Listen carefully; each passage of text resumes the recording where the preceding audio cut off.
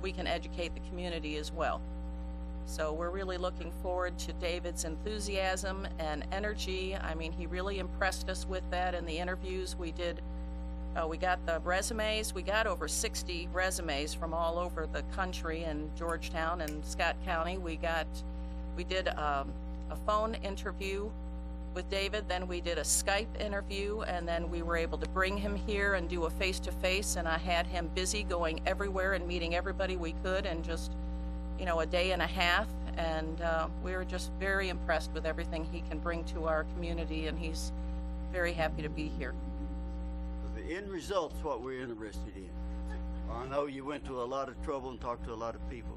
It's been a great experience, and I'm looking forward to being part of this community, making it my home, and helping our downtown become the best it can be. Welcome to Georgetown. We look forward to working with you. Thank you. Mr. Carter? Mayor Barney, Council. My name is John Carter. I'm with Scott County Fire Department. I'm addressing you guys. There should be a packet that I passed out about the MDA boot drive that we do every year. We asked Chief Bossy's permission to utilize Main and Broadway for one of our collection points this year. I'm just coming to you guys to ask your final blessing. There's kind of a rough map on the second page of that where we plan to place trucks. We're not really going to block the intersection or close it. It would just be a collection point as you guys have seen in the past. Shouldn't have a lot of impact on traffic. It's probably going to slow it down some, but nothing major. It's going to be August 30th, 31st, and September 1st. We're also, we tried to split it up this year so we weren't all in one place out of district. So we're putting engine 4 and 5 here, so they're both at the edge of their district. And we're also doing the 129 off-ramp on Cherry Blossom, the northern 2 districts. Just to because we've always done it at Walmart, and it's always congested that area, and it's kind of unsafe. So we thought 2 outside slower traffic locations would be safer for us. Motion, Mayor. Second. And second also. All in favor, aye? Aye. Opposed? John, Thank it's a good thing you do. Appreciate it. You guys have any Good questions? luck. My number's on there. Feel free to give me a call. Thank you very Thank you. much. Ms. Hardy? My assistant's going to pass it. Is it time for Spooktacular already? Yes. That time. Wow. Yes. I'm here to request the closure of Main Street for Thriller.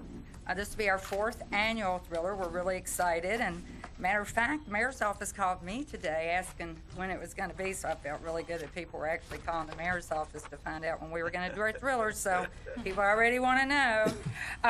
We are requesting from the museum to Broadway on Sunday, the 27th, from 6 to 9. Our rain date, and last year we actually had to use our rain date, is the 29th, which is a Tuesday.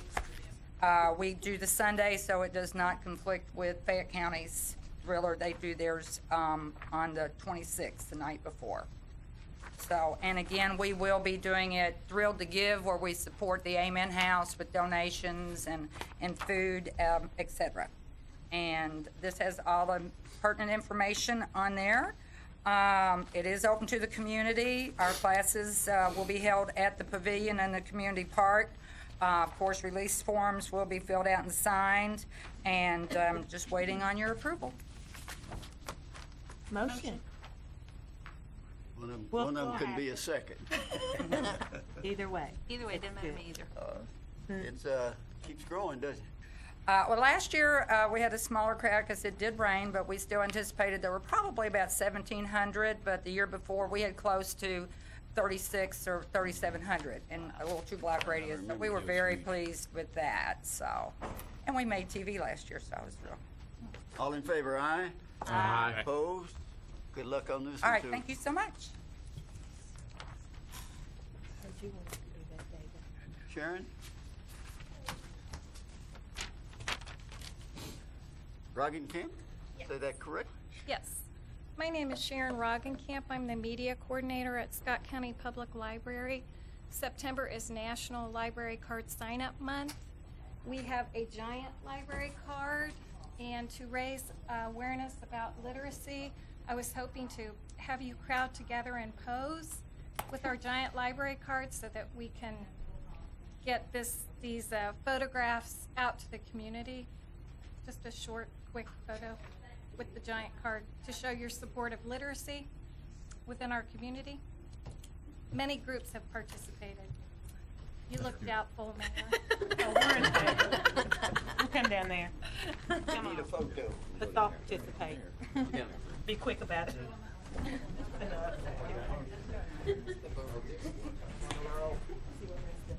I appreciate this. I am not a part of your rules. No, I'm good.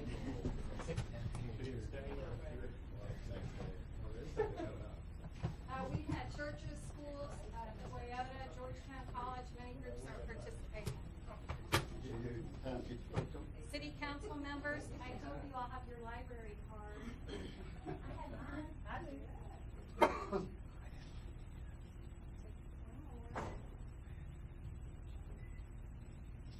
Thanks for your support of literacy.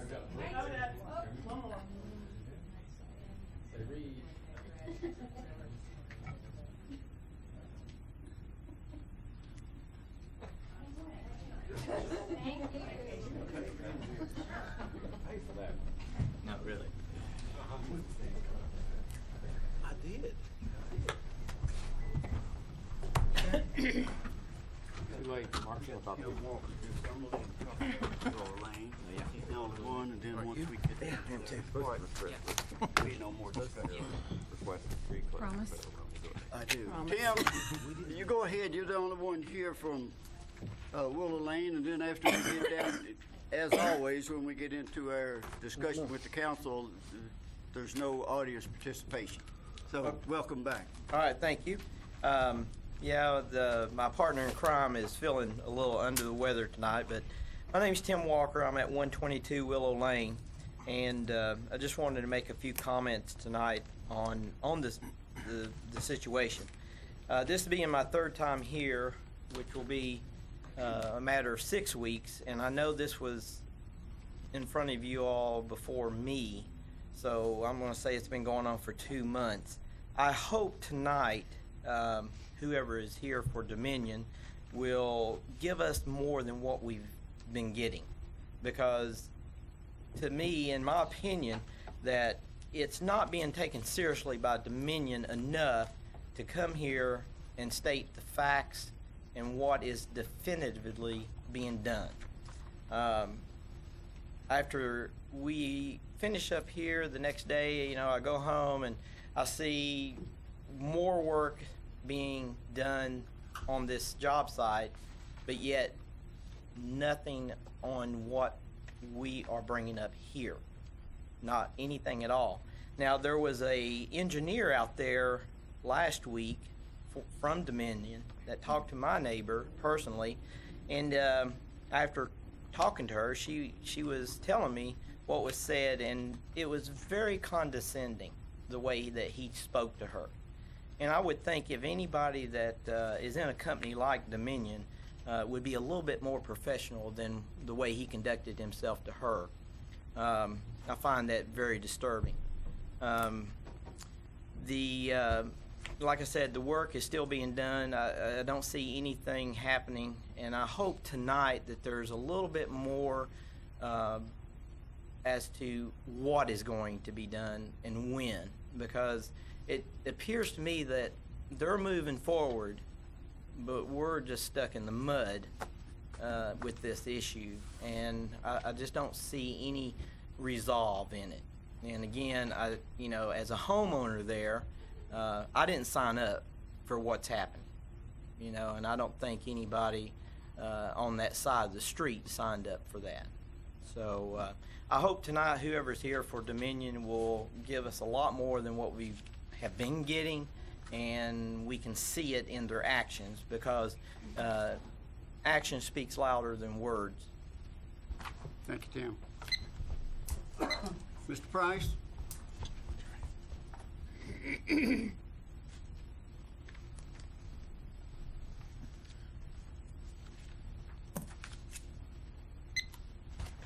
Thank you. I'm Steve Price. I live at 167 Rucker Avenue in Georgetown. I'm here to ask you to encourage the Building Inspection Department to allow not only me, but anybody else who wants to rehab a house, especially a historic house, as is mine. I mean, it happens to be 100 years old, and it's officially recognized by the National Register of Historic Places as a contributing historic structure in the historic South Broadway district. I believe it's the Tourism Commission publishes this Walk Through Time. It's all about the historic houses of Georgetown. And so the historic houses are apparently a draw and a plus for Georgetown. The City Council passed in 03 resolution number 03-025, which says, we hereby resolve to identify and preserve our historic places in the community, use our historic assets, preserve our historic assets, support the retention and rehabilitation of historic buildings, as is my house. And the Scott County zoning ordinance 4.7 says the same thing. The historic district zone classification is created to protect the historic character of an area so designated as historic zone. And although the historic zone does not apply, the local historic zone has not been applied to Rucker Avenue where I live, the state, I have a letter here from Jen Williamson at the Kentucky Heritage Council. She says, your property at 159 Rucker Avenue is noted as a contributing structure to this district, and she's referring to the National Register of Historic Places. And she says, if the buildings maintained, she's talking about the buildings, the old shed and the house in my house, 159 Rucker Avenue, says if the buildings maintain their structural soundness and the features listed above, we would consider it a certifiable historic structure and would encourage you and your community to preserve it to maintain the integrity of the South Broadway neighborhood district.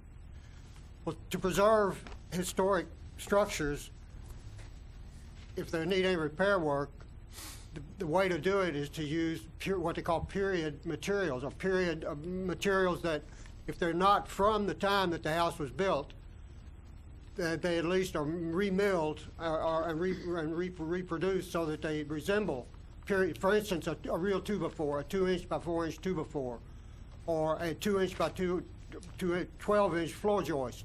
You go to the lumber yard now, you buy a 2x4, you don't get a 2x4. You buy a 2x12, you don't get a 2x12. And the U.S. Secretary of the Interior published this standards for rehabilitation of historic structures in 1977, and he says here, where deterioration requires replacement of a feature, the new feature shall match the old in as much as possible, and including the materials. So what I would like to do, what I've asked Building Inspector Burgess, as I did to his predecessor, Dennis Morris, to allow me to use these period materials to repair my house. And I'm not alone in the U.S. Secretary of the Interior has recommended that, but also has the Kentucky Legislature. Here's KRS 22443 says it is a policy of the Commonwealth to limit and reduce the amount of solid waste disposed in municipal solid waste disposal facilities in the Commonwealth. That means salvage lumber, like I have, will not go to the landfill, and that's what they recommend. That's the Kentucky Legislature. Mr. Price, your time is up. Okay, so what the Kentucky Residential Code adopted by the City Council allows the building inspector to approve such materials, and I ask you to encourage the building inspector to do so. Thank you. And I haven't even mentioned global warming and the trees at the site.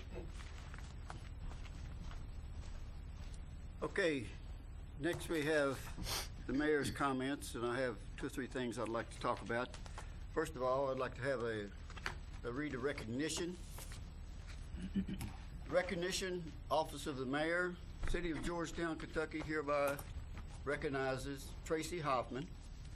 Tracy successfully completed 120 hours of the required courses of study outlined in the KMCA Education Committee with the Kentucky Municipal Clerks Association and School of Public Policy and Administration, University of Kentucky, on August 1st, 2013, to receive her certified municipal clerk's designation. And she wasn't expecting this, I know.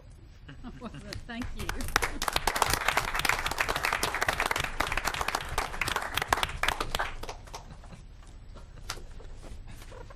Smile.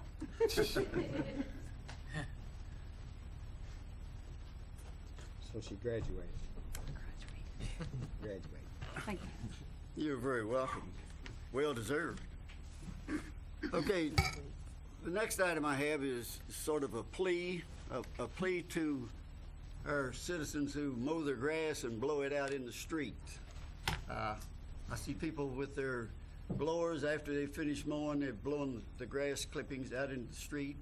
I also see them, and all they would have to do is take the first couple of strips and turn the grass back the other way. It's also a fertilizer.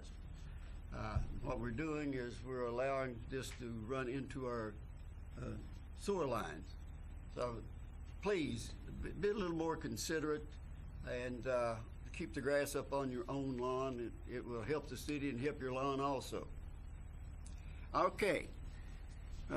Next item I have, and Terry, I'd like to have your help on this, is the garbage pickup other than the Herbies. I know my office is being inundated with calls. We're trying to make this one man to a truck work, and we're going to have to do something else with it because right now it's not working. I know Terry's being inundated. Andrew is getting calls, and I feel that some of you are hearing about it also. So I don't have the answer. It's got to come from you guys and all of us collectively, but we need to come up with something because what we're doing right now is not working. I know we have citizens that are upset because their garbage is not picked up. They're not going out and picking it up and bringing it back into next week. They're leaving it there for the most part. Dogs or whomever wants to get into it. And we need to do something about it. And also, we're hearing from neighbors of those people who has their garbage not picked up. So it's a combination. So we need to look at it. Well, the calls I've been getting is that they, and I can understand what they're saying, they pay $15 a month to have their garbage picked up. They consider a microwave garbage if it's not usable. They're considering a ceiling, a fan garbage if not usable, or a TV. And they consider that's something in their house and they're putting it out to be picked up. And I've had several calls over this that they're paying $15 a month, and I tried to explain to them that we wanted it in a Herbie on a one-man truck. And I don't know what the answer is, and I can understand what they're saying. If it's coming out of their house and it's not used, well, they consider it garbage. So I know it's different, but, you know. But we have free dump days too. Yeah, but you have free dump days once a month, or Right. not once a month, but what is it, is it once a month? It's once a month. Saturday. First Saturday. Saturday, but not everybody has a pickup truck that can take it to the dump.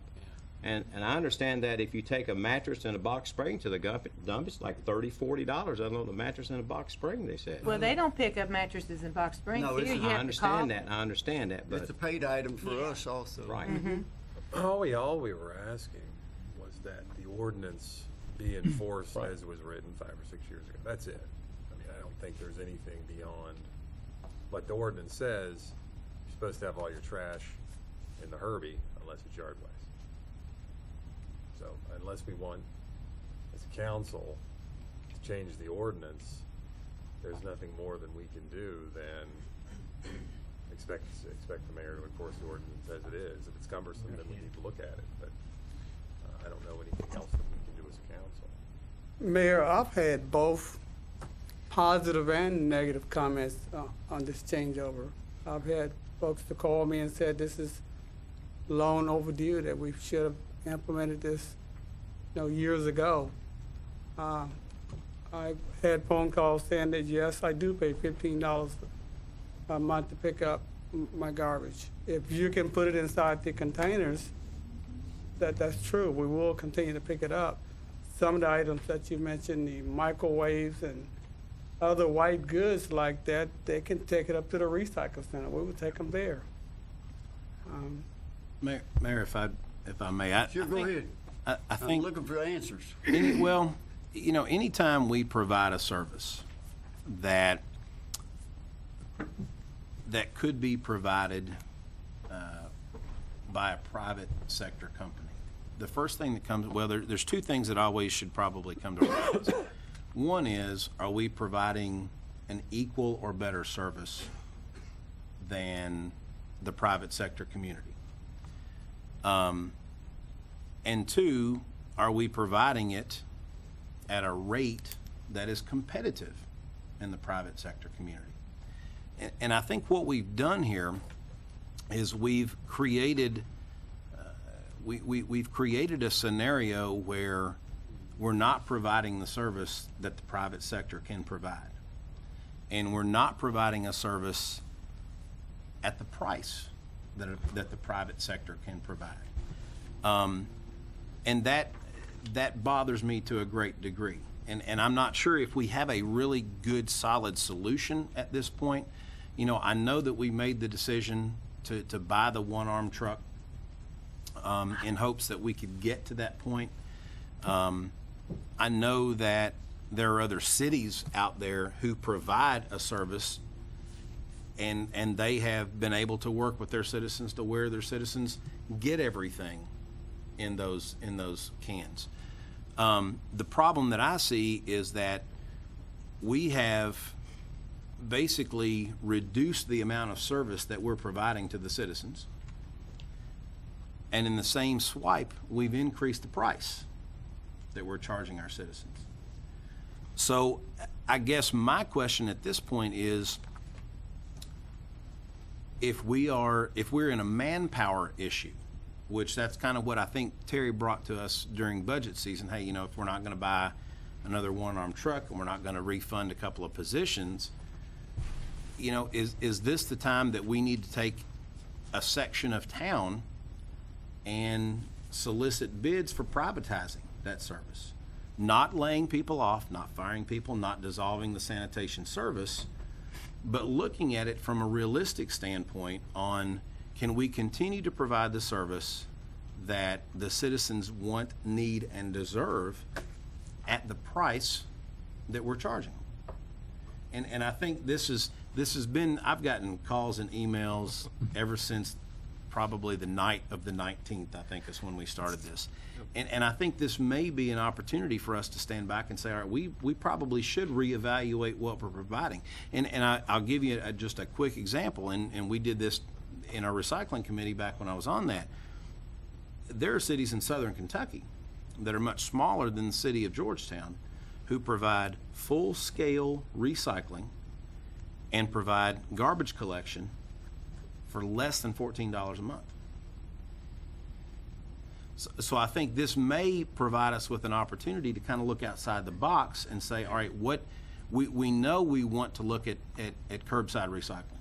I don't think anybody's going to deny that. It's been kind of on the back burner for the city of Georgetown for a long time. Is this an opportunity for us to kind of segment our way into that without having catastrophic loss of employment or loss of service? So I guess I'm just kind of throwing that out on the table for everybody to kind of see where everyone stands, because I think we have an opportunity here. We cannot let the trash stay on the streets. I mean, that's just the bottom line. And I understand where we came from with this ordinance, and it makes sense. Lexington does it mildly successful, and if you talk to those guys, they'll tell you that. But I don't think we're giving Terry really, I don't think we're really giving him a good opportunity to either implement or not implement this. He's kind of at our bay or at our will on how to do this, and our citizenry is up in arms about this. From a residential standpoint, from a commercial standpoint, we've got to come to some resolution with this. Well, the resolution was already come to. I mean, you know, there were a group on this council that pushed to support this ordinance. I mean, we all knew that there were going to be bumps in the road, that this was not going to go over well. I mean, we've kind of been down this path before. And at one time, there was no question we had outstanding service. And I'm not taking anything away from the service that we have right now. I mean, our garbage men, if a little old lady needed her garbage can pulled down the end of her driveway, they took care of it. I know they did. And some of that may be happening today. And if it is, I'm okay with that. Now, that's service. We still do that. And that, I'm fine with that. And as far as price goes, there was a time where we did look at privatizing. We had multiple meetings with the county, and we brought in different haulers, and at the end of the day, the conclusion was we couldn't bid it out and get any cheaper rate than what we were charging right now. Terry, I don't know if you were involved with Public Works at that time. Mayor, I'm not sure if you were the mayor, if Karen was the mayor, or whom, but it's, I mean, it has been a while back. Karen, do you recall those meetings? Actually, Terry wasn't a part of that, and I think it was Mayor Varney that was when we did it with the county. And then when I came on, Terry and I actually went several times to talk to some of the private haulers.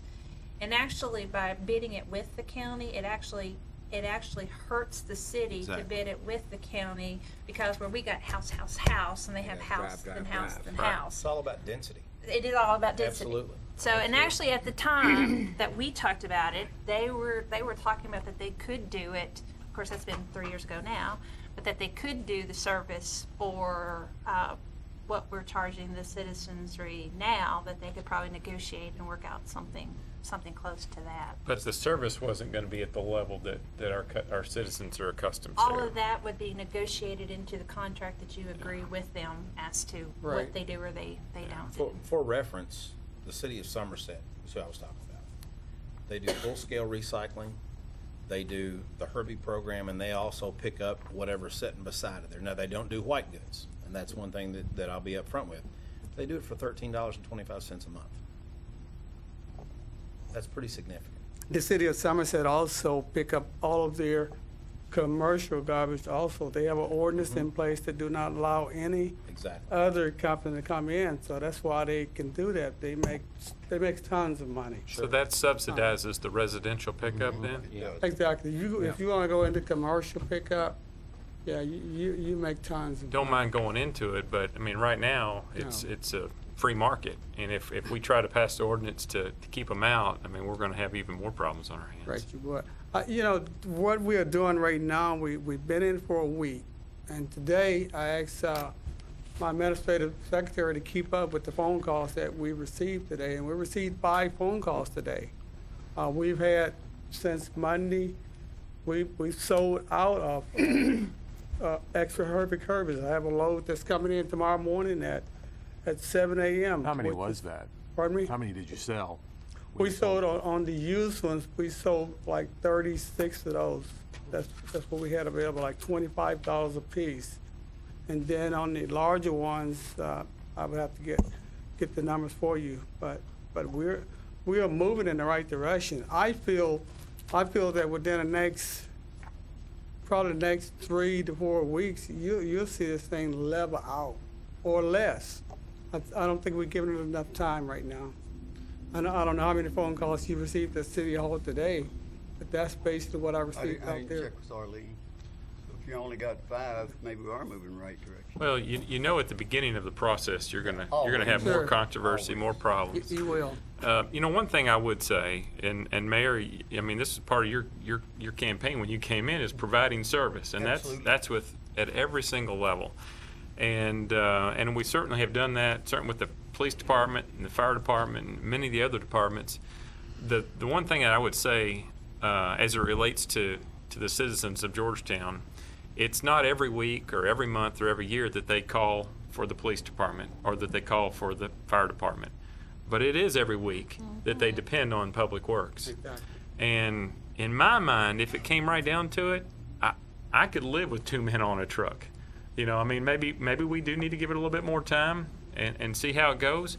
But at the end of the day, if it comes to push and shove, and I've been an advocate for one man on a truck. I'd love to see us be able to do it. In a perfect world, that's what we would do. But that's what we're doing right now on the automated truck. You Okay. don't have one operator there since last week, and it's really working. And on the routes that I have that truck assigned to, he's not having to get out of that truck too often, maybe, 3 or 4 times a day in certain neighborhoods. In other neighborhoods, maybe a little bit more. And David, this is still all about service. I know. I can't see us leaving I'm not garbage being, left on the yeah, curb. I'm not being critical of you. I hope No, you didn't no, take I it that way. understand that. No, I didn't take it that way. So, We need to provide that service. Yeah. Well, I might just jump in and add that I had a phone call as well, and they asked me what was going on, why weren't you picking it up, and I just simply said that we have put it into action, that put it over on you to try to use the one-man truck the way that it was originally designed, which is what we discussed, and that they were cleaning out their garage, and they had put all that stuff out there, and she said it was left out there, and I said, well, you have 2 options. I said, you put it in once a week until it's gone, or you buy you another Herbie, or you go to the dump the first Saturday of the month. She goes, oh, okay, got it. She was fine with it, because I explained to her what we were trying to accomplish. I think we're still advertising, aren't we? We're still advertising, and I think we need to continue to advertise We do. and educate them more on the ordinance, what the ordinance says itself. Because grass clippings can go into the bag, and that bag can go inside the container. And I think some of our folks out there did not realize that. But no, So as we go and we continue to educate them, I think it's getting better. the ordinance doesn't say it has to go into the bag, though. Is that right? It doesn't say, it says in the bags, but it doesn't say they have to put them in the Herbie Kirby. No, but the new ordinance do say that anything that's not inside the Herbie Kirby will not be picked up. Has there been a new ordinance since the one that was in 2001? No, this one, it was revised in You talking about 2000. grass clippings, or you That's talking what about you trash? Yeah. Yeah, because there's something like the white goods on that ordinance, and I haven't read it back through thoroughly because it's more than a couple of pages here, but that the city will collect a limited amount of the appliances and stuff like that. And actually, if you read the ordinance, it sounds like some of those things can still be set outside. So are we needing to clean the ordinance up again, or not to tighten some of that up? I think what we are saying here is that grass clippings and brushes and branches like that, if they would set those out on the curb, like the ordinance say, we would pick those up. But what folks is trying to do is to put them in their bags and then just leave their bags there on side their container. And I have a special truck, the gripper truck, that will come by and pick those up. And that's why I'm saying, let's let it run for a minute until everybody get really familiar with this ordinance here. I think it's gonna work. I feel pretty good about it. How are you informing the citizens that, other than leaving it out there? Because I haven't gotten any phone calls from the people that their trash is left. I've gotten phone calls from the neighbors that are there looking at their trash sitting out there. So how are you notifying the person? Because in this ordinance it says 7 days, unless it's emergency. So how are you notifying that person that you didn't pick up their trash, or that you got to put it in the Herbie Kirby? How are you telling them that they're in violation? We have little door hanger stickers that we're leaving out there on those, and plus we're having the last one revised right now. I'll be sending it off to print tomorrow. I didn't get any more We comments. just revised to sort of clarify the pickup requirements. I think it was a little bit confusing, but we think we've cleared it up to say, to sort of create 3 categories of garbage. There's your regular garbage, your kitchen scraps and things like that you put in a bag. That has to go in the container. Then there are what we're calling Special collection. right. You've got your special handling. I think we divided it into special handling and then special pickup. Special handling is I got a can of paint and I got to put kitty litter in it, and I set that outside, and that'll be picked up. Or pipe that's from an old swing set that you cut into 3-foot sections and you set it to the side, that'll be picked up. And then you've got your special pickup, which is you have to call ahead for your mattress, and we come out with the gripper truck and we pick it up. I'm not sure where microwaves and dryers and white goods fall into that category, but I assumed that was in the nature of a special pickup. That's in a special pickup. also. Gripper truck. They will call for that. So those are your three categories, and I think we clarified that in the notice. Well, I thank all of you for your comments, and Terry, if that's your recommendation that we continue it on, then let's. I would like to see it continue around for Well, I a would while. too. I would too. I just And- want and a we'll program that continue will to- work and get the garbage off the streets. So how, when your garbage So, is on the yeah. street, when are you going back to get it? If you're giving the person notice, and let's say Joe Blow, you set his little ticket on his garbage can or wherever on his door, and he still leaves it out there, then how many days is he gonna leave it out there? According to the ordinance, it says 7. So how many days are you allowing him to leave it out there before you come back and pick it up and then put a fine in place? Well, what we will do if it's out there on this next route, I have to call code enforcement and get them involved in it. So that's a Unless- week. It sits there for a week. Right, unless he call and make special arrangement for me to come back out there and pick it up. We cannot let garbage sit on our streets for a week, folks. That's what we're. That's We the point can't I'm do that. making. That's insane. No, Yeah. we can't. And we don't- Dogs, cats, rodents, raccoons. There's no mechanism in the ordinance that gives us the authority to fine them. It's a code enforcement issue, yes, It's a nit- generically. And if it's you're left still there and we responsible go for through the their code garbage. enforcement process, we're And that's looking at a huge. month. That's huge. We Yeah, can't and do that. costly and time consuming, and that's kind of the point, is that leaving it on the once you leave it on the ground, from what we've seen, it's not going anywhere. No. It's getting left there. And if they do come and pick it up, then they've just gone back on their word that we're not going to pick up your garbage. Or if Dusty has to go out there and cite them, then you have to go through that whole process. And I mean, who wants to go through a lien because they didn't stick a garbage bag into their container? There's got to be another happy medium. Is what I'm. How bad? I mean, I've gotten one or two phone calls, but I haven't gotten the phone calls regarding garbage being left out.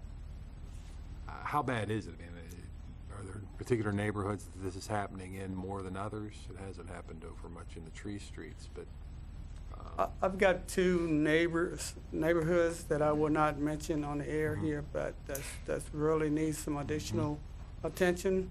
okay. But to answer your question, Councilman Penn, we're not seeing that situation where it stays out there for a week or 10 days or more. The homeowner finds some type of way to get it back into the garage, or get us to come back out there and pick it up, even if they have to pay, a minimum of $5 for us to make a second run out there, because with the cost of fuel right now, and those big trucks, getting 3 or 4 gallons per mile, that's what we are charged for a special. So you're monitoring every piece of garbage that's left to see how long it's being left at the curb?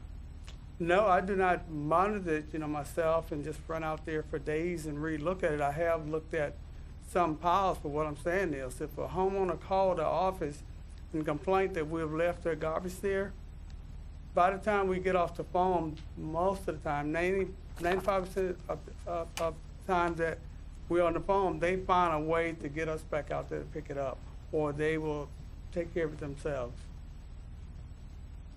How much would it cost us to put 2 men back on the truck so we don't run into this?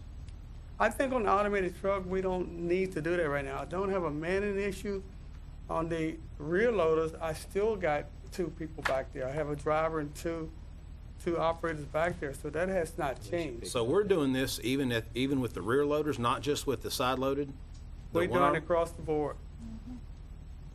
All right, then I really don't understand this, because the whole purpose of this implementation was to accommodate the one-armed truck. If we only have one one-armed truck, why are we implementing this across the board for all the neighborhoods? Well, would it be fair to implement this in neighborhood A and neighborhood B and neighborhood C, only the areas that the automated truck run in and not the other parts of the city? It's working, Brad. Give it a chance. Seriously, it's working. Terry, I'm answering the phone calls. It's not working. I'm sorry. Okay. And my expectation is more long range. Maybe it's a more loftier goal, but I'm glad to hear you say that from your perspective, that it's working. I'd rather what we do with this and the struggles we go through in the beginning end up making a difference where that we're putting less in the landfills because we're encouraging recycling, or we're improving the services that we do provide. I think that that's my expectation. I'd be willing to go another couple weeks on this, but I have the same concerns Brad has. I mean, a basic point of having a sanitation service, especially a city-run sanitation service, is to make sure that all the trash is picked up. I fully support the ordinance, or at least fully support the enforcement of the ordinance. If we need as a council to change the ordinance, we need as a council to change the ordinance. But I don't put anything else on you or the mayor other than to do what the ordinance tells you. And the ordinance says right now, you only pick up the trash that's in the curb. So I can't blame you for doing that. But I think when it comes in a couple of weeks, if we still see this problem of trash being left out, we either need to change the ordinance to allow some leeway as far as picking up trash outside the curbies, or pick up the trash at the time we find it, and then find the people pretty aggressively that are leaving it outside the curbies, rather than taking the approach of leaving it out there for a week. What do you think? I can support that. Okay. Thank you, Terry, very much. Mr. Mayor. Mr. Mayor. Yes, ma'am. Oh, I'm sorry, Mark. Listening to everybody, there's some good points that are being made, but, I have to agree with Mr. Penn. Is there a way that we can go back to, not go back, but is there a way that we can go to either one or more private haulers without making any firm commitments to them to get an idea of what it would cost us? With them knowing up front that we're not making any commitments, we're trying to get an idea of what that cost would be to provide the services that Mr. Penn was discussing. Yeah, we certainly. Is that something that we can, Sure. and in the meantime, we can still, as Terry said, we can continue to, hopefully things will get much better. I've been fortunate, I guess. I haven't had the first call yet, so. Yeah, you are. Terry, But again, it's nothing against your department, Terry. It just gives us an idea to see if it can be done. Okay, we can do that. That's fine. How? Would we do a committee, or are we assigning? Well, actually, you could just like what we did, is actually, we went to talk to them. They took us, they're greedy for Georgetown. Let me tell you, they want Georgetown because there's money to be made by having Georgetown. Of course, they'd like to have the residential as well as the commercial. But there was no problem getting them sit down at the lunch table to talk about Georgetown, the possibilities of Georgetown. We've got enough population now, and we're one of the few left that has our own private, sanitation services. So they would be more than happy to sit down at the table and talk with the mayor and and with Terry and talk about some things for the community and what they could see they could do for the community. I would even invite a presentation, an open meeting, because I think that, the biggest, the biggest impact is going to be on our citizens. Excuse me. They should have every right to hear a presentation by any of them as anyone else should. Well, the last time that's, I guess essentially it was at the courthouse. And there were different haulers that came in. The public was there. I know the media was there. But, the consensus was that the rate was going to be higher. Well, I think Karen brought up a good point with that. When we have such a high-density city as we do now, when we try to incorporate the county in it, that drives the price straight up through the roof. I can give you several examples that are pretty significant.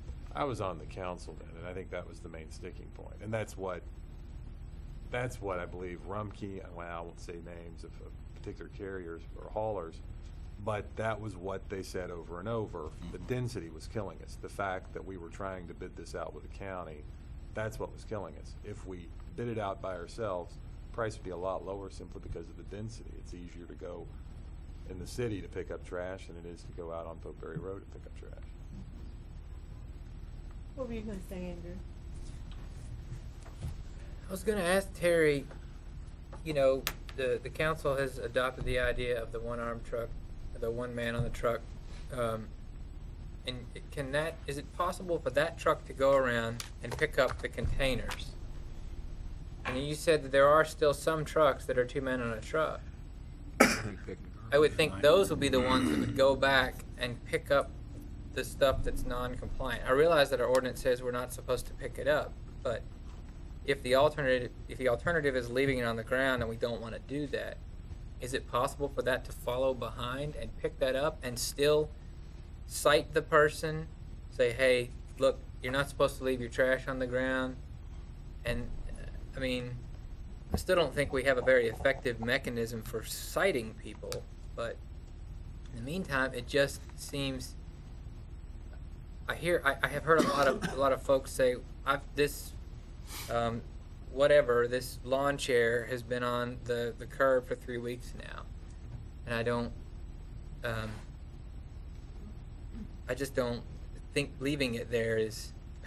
Well, been, I know years ago when we didn't have $15 rates and we were charging $8. We always had, and I know it's time to change. We're trying to do things a little better, but we always had one man go back or another man in a pickup truck and pick up this stuff and clear it off the streets. And we might have to do that until we get this corrected.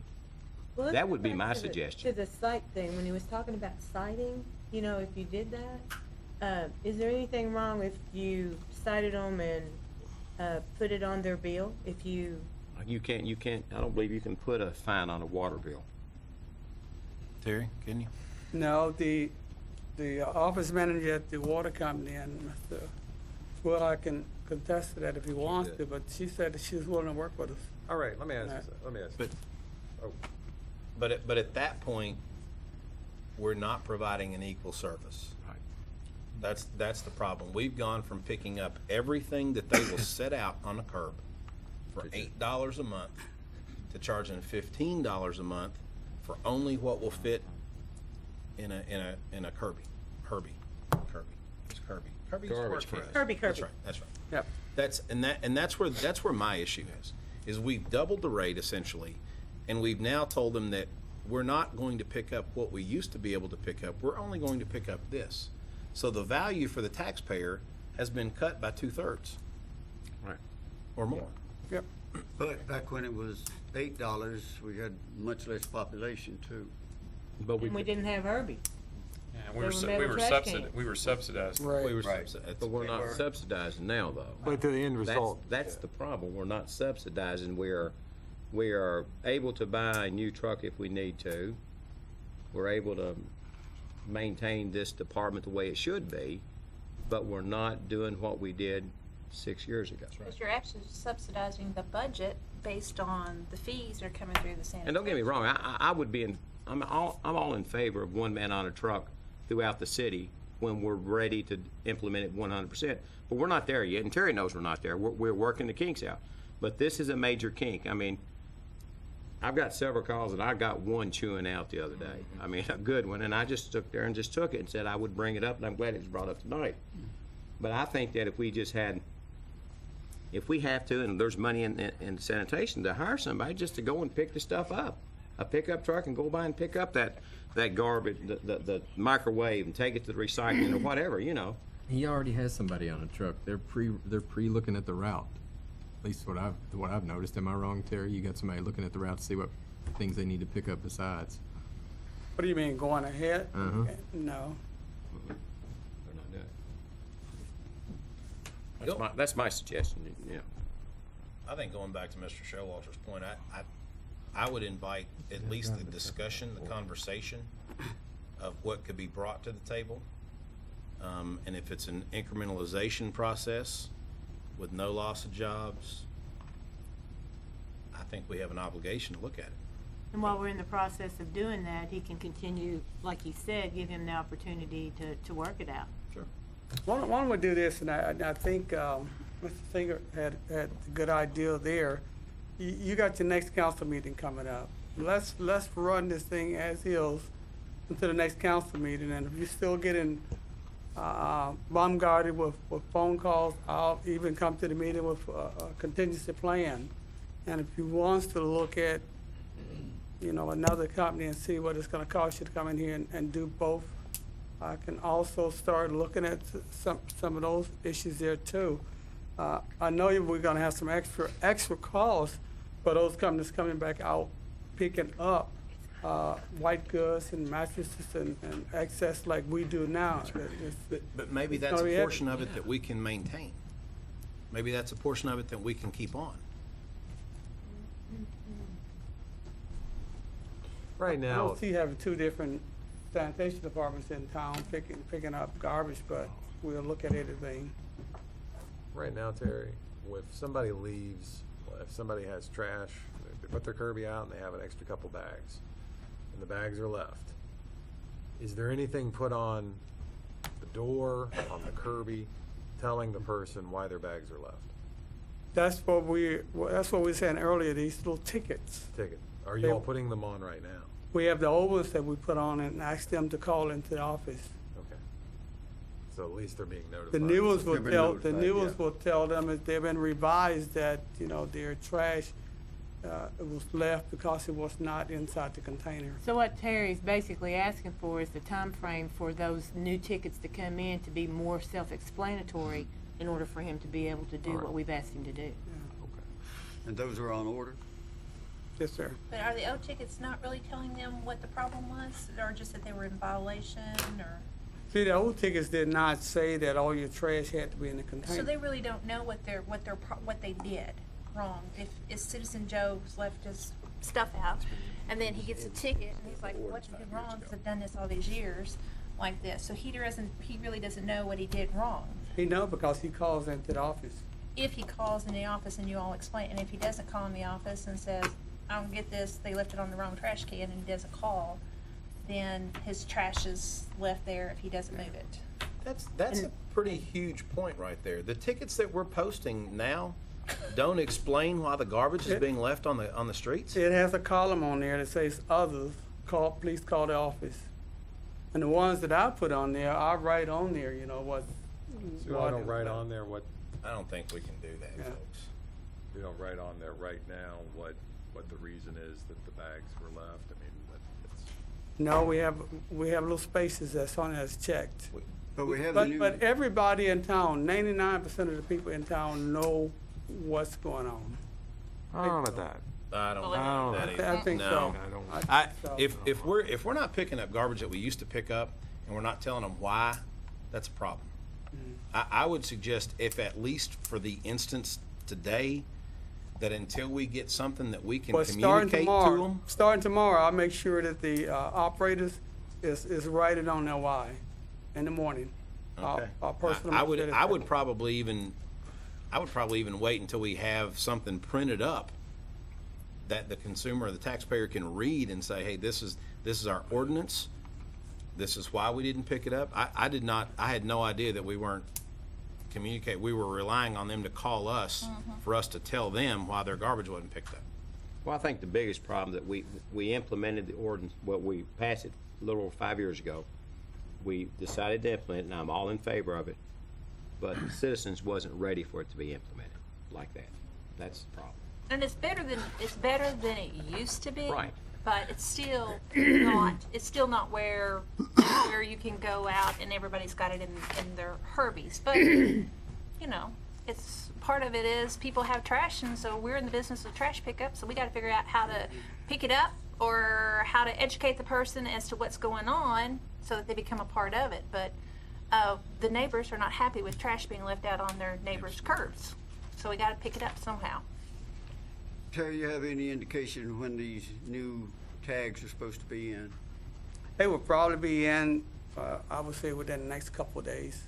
Okay, if we could do what Brad suggested and make sure that every place is notified where we leave the garbage, and then we'll be in a better position when those tags come in that we can notify them exactly why. Yeah, we can do that. Okay. That's good. Okay, thank you so much. Yes, sir. Okay, recognition of Jason Bruner's promotion to Sergeant, Patrol Sergeant. Chief, thank you. Sergeant Bruner's on a search warrant right now, so we're tied up on 4 search warrants. So everybody's working. I'll let you know something shortly. Yes. And I'm aware of that too. Okay, Mr. Combs. Oh, there they are, Earl and Brent. We'll talk a little bit, then bring us up to date on where we are with Willow Lane. Okay. Thank you, Earl. Appreciate you being here, both of you. Well, good evening, council, and good evening, Mayor. The last meeting, we had quite a bit of discussion on the Willow Lane drainage issue, and got to hear from a couple of citizens who lived on the street.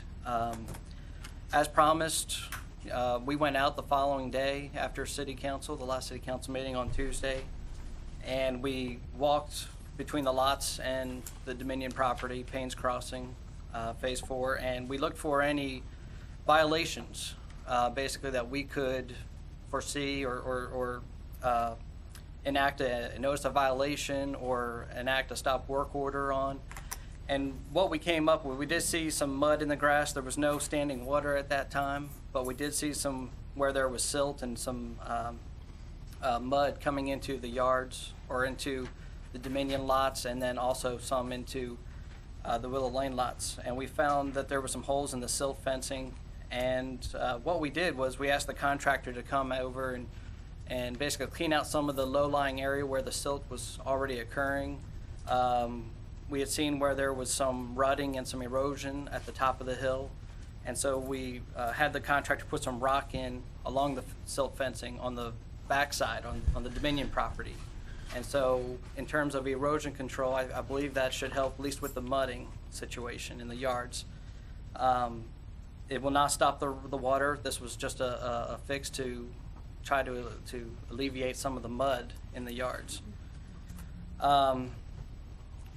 As you know, we had a meeting then with Dominion Homes, the local representative and the regional representative last week, and we actually we met with city attorney, met with planning commission attorney, and we actually had 3 engineers in the room. We had Dominion Homes engineer, Strand Associates, and we had planning commission engineer Brent Combs there, and we had Kyle there as well.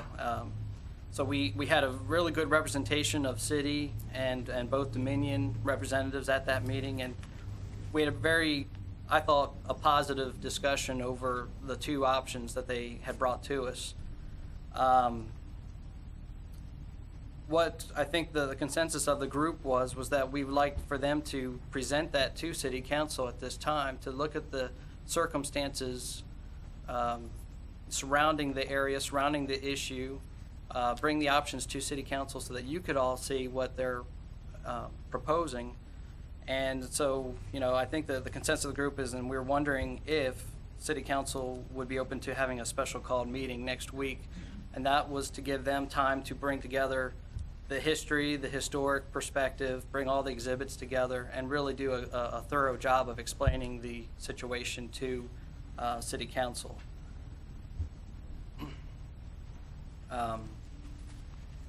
So that, I mean, that's basically it, is that they would like to present. They are working diligently with the city. I believe that they are in good faith trying to find a solution. We could not find any other violations that would cause for a stop work order at this time, and we believe that if we were to do that, dirt would stop being moved and we'd be that much farther from a solution. And we feel that, you know, that the developer then would have recourse to maybe take it to court and let a judge decide, which would span this out over several more weeks or months, if not years, if we were to do that. And I think in good faith, they'd like to work with the city and bring their solutions to the city and present it to city council next week if the city council would entertain a special called meeting. I have a question. Mm-hmm. On doing that, what if they present a plan to the city? Here's where we are. Here's where we've been. Here's where we are. Here's where we're going. Kind of stuff. Mm-hmm. How do we know whether that's going to? Because the only thing I think the city council cares about is that the water stops rolling onto another property owners and stops rolling onto them. So that's the only thing that I think the majority of us care about, is that gets done. So bringing it to us, do we know that their plan is going to work or not work? Well, I think at that time you would have representation in the city engineer and planning commission engineer to review and to give you the correct answer to that. I mean, we're reviewing the plans just as much, but we'd like for them to present those to you. I think you have two very capable and intelligent engineers working for the city. Uh-huh. But you've been on this agenda for a week now. Could they not show up tonight? No, the meeting was held last week. It got pushed back a little bit. They felt like there was more information to be brought in a professional manner, so they asked for 2 weeks' time, and that's why we thought we'd come to you tonight and ask for this request for a special call. What does that mean, to be brought in a more professional manner? They didn't have the materials ready for a presentation tonight. We did specifically ask if they would come to this council meeting, and they said they needed more time. Well, I will not be here next week. I'll be out of town in Florida. Holiday. Councils will. I mean, it's a holiday week next week. This is a stall measure, I believe. If they would stop turning dirt tomorrow, then I would buy into it. I mean, Tim will attest to this. We went home 2 days ago, and there's even more dirt now in the back. I mean, it's like 5 feet higher than it was when. So this needs to get solved. When you're saying that there are no violations, are you admitting that what they are doing there was approved by the city of Georgetown when the plat was originally submitted? Correct. And I can have Brent maybe elaborate on that, but yes, that they are following the plans. Had Brent done work on those plans prior to coming work for the city of Georgetown? Had you worked with them prior to that? Okay. So what they have done, we allowed that we gave them the go-ahead to do from planning and zoning's position. So they've broken no laws. They've gone to the nth degree of making sure that every ounce of dirt that they turned over there, they told us they were going to turn, and that there's no flaws in the plans that they submitted to us. Well, I don't know that we would say there's no flaws, but what you said earlier, I think is true, is that they are following an approved set of plans. So if there's flaws in the plan, that plan was submitted to the city, to planning and zoning approved those flaws. Is that what you're saying? If the plans have been approved by the planning and zoning, yes. You're not answering my question. You're saying that there are flaws, potential No. flaws in that plan? No, I'm not saying that yet. Yet? Right. If we're unsure of that, how can we allow them to continue to do work? Well, because my opinion is that the solutions are there to fix the problem, and they don't affect the work that they're doing at the present time. But the work that they're doing at the present time continues to affect the residents on that street. Well, putting more dirt in there does not increase the amount of water coming off that slope. When you build a grade higher, I'm not an engineer. I didn't stay at whatever hotel that was either. But when you grade out higher and you create a crevasse, how does it not increase the water flow into the back? And I'm arguing this obviously because I live over there and I watch it every time it rains. Well, because volume is strictly based on area, not slope. The slope increases the speed of the water that comes down, but not the volume of the water.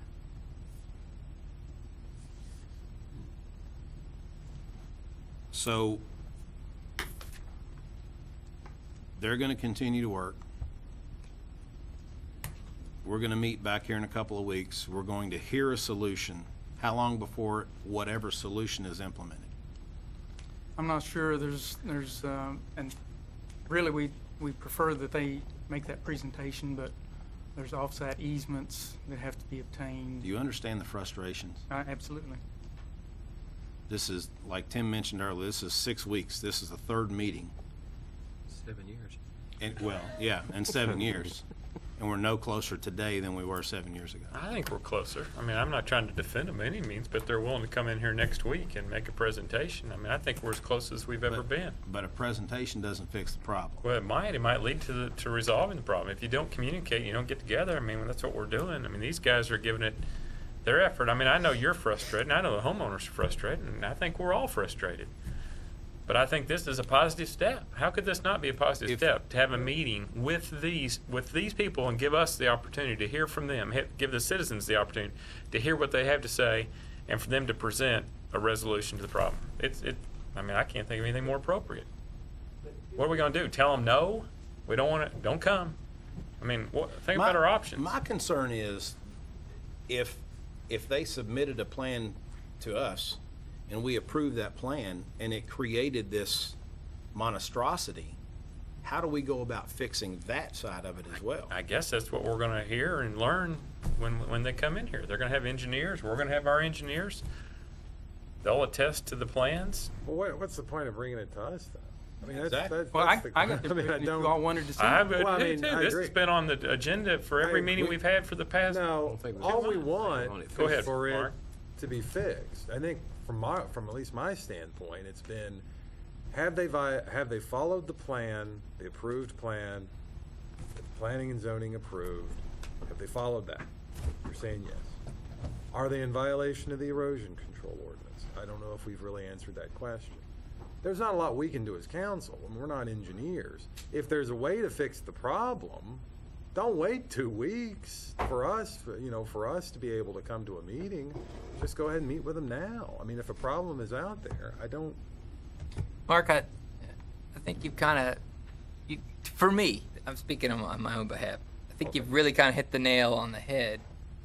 Well, because what planning and zoning folks are saying to you is there's nothing that they, as the experts in the field of planning and zoning, can determine that makes this a public issue, that makes this anything other than one landowner encroaching upon another by the way of the lay of their land.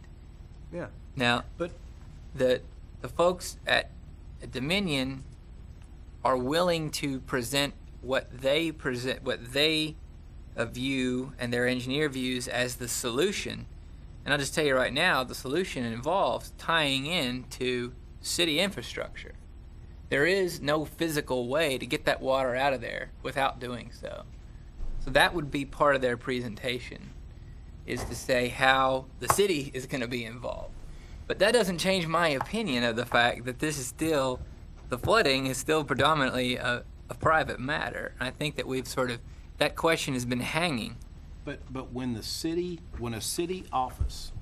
representative approves a plan that endorses that encroachment onto the other property, how is that not? I don't think that's a fair assessment, though. One thing doesn't necessarily mean another. Sure. But I said it from the very get-go that there are multiple developments that have sort of culminated in this. And to say that Dominion, the last person to step to the table, is the ultimate party responsible for it may not be accurate. I don't know the answer to that question, but if you're talking about determining who is at fault, that's a factual question for a court of law to determine. All P&Z can do is determine whether the plans that are submitted address their requirements. And now, 8 years down the road, all they can do is determine whether the plans that have been approved are being followed. And the answer to that question is yes. So unless we're willing to step out on the limb and say, we were wrong, we're changing our plan, and to accept the legal liability and consequences from doing so, city and planning and zoning can't really do anything about this. That's just my 2 cents on the matter. Well, okay, I understand what you're saying, but we're in a situation where we have a neighborhood that needs some help. And we've got planning and zoning that they're obviously working with the developer to try to bring some resolution to this. And it just seems to me that if we don't get involved, that if we just leave this to the neighborhood to try to resolve, it could be another 7 years. And an additional problem. I see this as an opportunity to come together and see if we can't resolve the problem. And I guess what I'm saying is coming together means the city saying, what they're willing to do to make this happen. Well, we may be willing to do something. We've done it in other neighborhoods and other situations, and that's just part of what we do. I just want to make sure everybody understands that's what we're talking about. So that's the reason behind involving us. That's that correct. this is To about answer your the question city is, it's for tying them into to come city here and say, here's our plan, here's what you, the city, can do to help us make it happen. And it could I be guess financial. from a Could be reality financial. standpoint, Money. if planning and zoning approved what was done, then we do bear some form of responsibility for it. Well, Mark, you had a question. Go ahead. Couple questions, and I don't know who best to direct this to, so I'll look this way. Prior to your meeting with Dominion, did they have any idea how long ago did they realize this situation? Pardon me, the situation. I mean, did you catch them off guard when you went in this meeting, or were they aware that there is a problem, or? No, it's, I can't put an exact date on it, but it's probably been a month, 2 months. We've been talking to them about it. We brought up the issue. They knew the issue was there. We asked them for suggestions. They hired, well, I shouldn't say they hired, but they got their consultant engineer to go out and do some preliminary stuff. We had a meeting. Then they went out and actually did physical surveying. I don't know how much money they spent, several thousands of dollars, to come up with 2 actual plans. They've talked to a contractor, got preliminary cost estimates on how much that would cost. And their engineer thinks that this would solve the problem. So all that's been going on for at least probably 2 months, if not longer. Are they admitting that there is an issue? Yes. I think everybody, in planning, zoning included, realizes that there's an issue. And so But we're Dominion doing is- everything we can to get it resolved. But Dominion is admitting, though, that there is an issue there in that. Yeah, now they're not specific necessarily area. saying they're at fault, but they're saying there's an issue. David, I think you were talking when I Well- recognized Mark. I'm sorry. no, that's all right. I'm kind of reiterating myself, but I think we got to have the meeting. I think we need to come together and see what their proposal is. I mean, Yeah, I we'd just- really rather them detail their proposal than, it's their plan. I don't feel right. real comfortable standing up here and telling you what their plan is. Mary, I said this a minute ago, but I'll say it again. I don't know who they are. I don't know any of them. I'm not trying to facilitate the developer. I'm trying to facilitate the neighborhood and the community. I think we got to do it. We've got stormwater problems all over town, but I don't know of any that are more severe than this, quite honestly, that seem to happen every time that we have a significant rain. And there might be other people that tell me otherwise, but I mean, this is a whole neighborhood maybe not a whole neighborhood, but a pretty significant area of a neighborhood that's being impacted. Who do we have that would it be Kyle that would represent the city on that side, who would say, all right, I don't think this will work, I think we need to do this instead? Who would be lobbying for the city? Because I understand, and it would be only right, that a developer would want to take the most cost-efficient route for them. May or may not work out long-term, but who do we have to represent the city to evaluate that and make sure that that is not only a possible solution, but the best possible solution? Yeah, I think you're absolutely correct. That would be the city engineer and indirectly also myself. Yeah. In addition to that, who's the engineer that's designing the work or the proposed strand? I mean, they're going to certify. I mean, their neck's on the line. They're not going to bring something to you that doesn't. Well, but for the record, let me think how to say. I know what you're going to say. Yeah. I can read my mail sometimes before I open it. But I guess I've been involved with engineers that have said, "Hey, we can't do this, and we're not doing this." And it wasn't that they were being pushing the envelope, but that they say it before it ever comes to you all. Sometimes, I mean, they've got their neck on the line. Y'all are certified, obviously. You've got some liability if you try to propose something that's not feasible. Anyway, with all that being said, guys, I think we got to get together with them. Okay, I'm looking at next Wednesday. We have, at 5 o'clock, we have a meeting with the judge in animal control. So we'll already have 3 council members here. How do you feel maybe at 6 o'clock? That's fine. Not bring those have to bring council back 2 nights next week. Okay. What's the date? On Wednesday, The 4th. the 4th. The only question I have is the fact that Brad is not gonna have an opportunity to be here. And I just wanna know how he really kinda feels about that. Why don't we Skype him in? Seriously, why not? Stop with all them big We've terms. got an expert back in that room right there. I bet she can do it. Put you on the big She screen. can do it on one of these like on phones. TV. Okay, My 11-year-old daughter can do it on this phone. all right. I'm good with the, I long just as it's wanted by to throw video. that out there. I just didn't want. I have one suggestion of a What? tweak, and that is, I would push for 6:30 because we might Give have us more. a little We might have time. more than an hour Okay, worth of stuff to okay. talk about with animal Okay. control. Well, 6:30. 6:30, September 4th. So we do have Karen and Connie and Mark have volunteered to be on our committee. As I said, we really need to look at this thing on, about giving our animal control people some authority to do their job. So we are going to be meeting with the judge and his committee. What time? 6:30 would, 5 o'clock would be the first meeting, and we could have the other, and as Andrew suggested, which is probably a good suggestion, at 6:30. Have our people here, you can have, that would be permissible with them? But the special meeting to be at 6:30.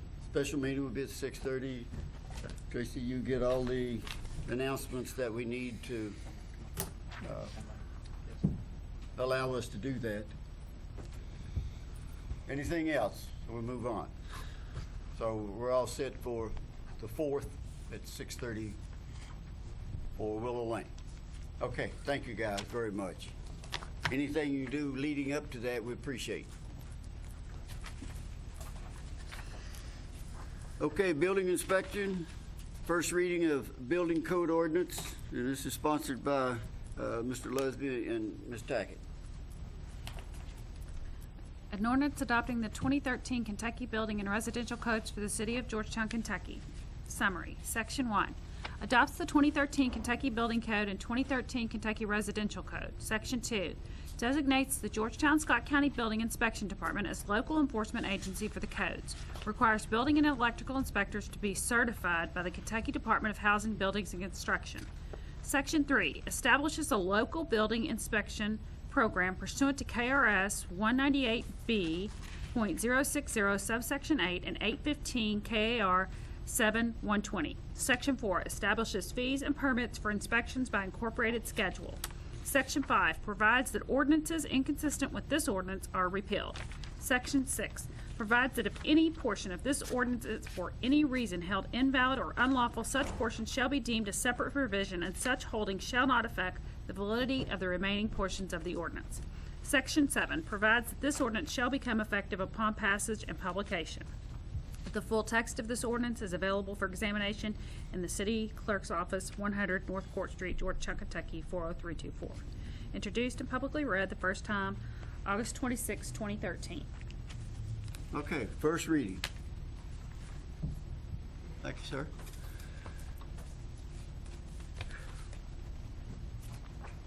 Okay, next we have the city attorney and city clerk section. First reading, 2013 property tax ordinance sponsored by Mr. Singer. An ordinance providing for and making the real property, personal property, and motor vehicle and watercraft tax levy for city purposes for 2013. Whereas the City Council for the City of Georgetown, Kentucky is required by KRS 92.280 to enact by ordinance each year a tax levy on all real property, personal property, motor vehicles, and watercraft.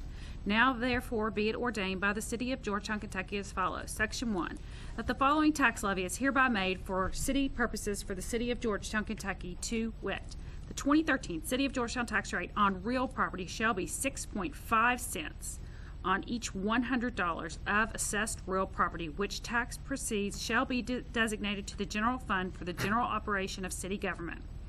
The 2013 City of Georgetown tax rate on personal property shall be 15.89 cents on each $100 of assessed personal property, which tax proceeds shall be designated to the general fund for the general operation of city government. And the 2014 City of Georgetown tax rate on motor vehicles and watercraft shall be 16.8 cents on each $100 of assessed motor vehicles and watercraft, which tax proceeds shall be designated to the general fund for the general operation of city government. That all city ad valorem taxes levied herein, except those on motor vehicles and watercraft, are due and payable on or before December the 31st, 2013. Section 2, all matters relating to the payment of the taxes imposed on motor vehicles and watercraft hereunder shall be in accordance with KRS Chapter 134-800. Section 3, that upon all taxes for real property and personal property levied herewith, which are unpaid on January the 1st, 2014, there shall begin to accrue, attach, and be added from said date a flat penalty of 15% onto the total amount of said taxes, then due and payable through January 31st, 2013, after which the flat penalty shall be 20%. Additionally, tax bills not paid before January 1st, 2014 shall have added to them interest at the rate of 1% per month or fraction of a month until said taxes are paid. The penalty and interest as provided herein shall be added to said unpaid taxes and collected by the city finance director and/or the city clerk. Should the real or personal property tax herein become delinquent, the city financial officer, the city clerk, and/or the city attorney are authorized to file suit to collect all delinquent taxes plus court costs and expenses, including a reasonable attorney fee incurred by reason of the delinquency. Section 4, if any section, subsection, sentence, clause, or phrase of this ordinance is held unconstitutional or otherwise invalid, such infirmity shall not affect the validity of the remaining portions of this ordinance. Section 5, all ordinances or parts of ordinances in conflict with this ordinance are hereby repealed. Section 6, the ordinance shall take effect after its passage and publication according to law. Public hearing introduced and read the first time, August 26, 2013. Okay, first reading of that ordinance. Next, we have a second reading, budget amendment ordinance sponsored by Mr. Lusby and Ms. Tackett. An ordinance amending the annual budget ordinance for fiscal year July 1, 2013 through June 30th, 2014. Whereas the annual budget adopted by the City Council on July 2nd, 2013 needs to be amended. Now therefore be it ordained by the City Council of the City of Georgetown, Kentucky as follows. Ordinance 13-014 is amended as follows. General Fund. Prior year revenues are decreased by $129,758. Occupational license fee are increased by $610,000. Intergovernmental revenue is increased by $51,500. Loan proceeds are increased by $92,100. General government expenditures are increased by $23,000. Fire department expenditures are increased by $122,100. Code enforcement expenditures are increased by $3,000. Capital expenditures are increased by $475,453. Environmental Services Fund. Prior year revenues are increased $8,174. Recycling expenditures are increased $8,174. Capital Projects Fund. Intergovernmental revenues are decreased $2,573. Prior year revenues are decreased by $2,573. Capital expenditures are decreased by $5,146. The full text of this ordinance is available for examination in the City Clerk's Office, 100 Court Street. Public hearing introduced and read for the first time, August 26, August 26, 2013.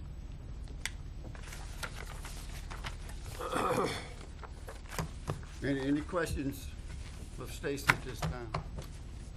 Second reading. Roll call vote, please. Get a motion? I'll make a motion for approval. Second. That's all right.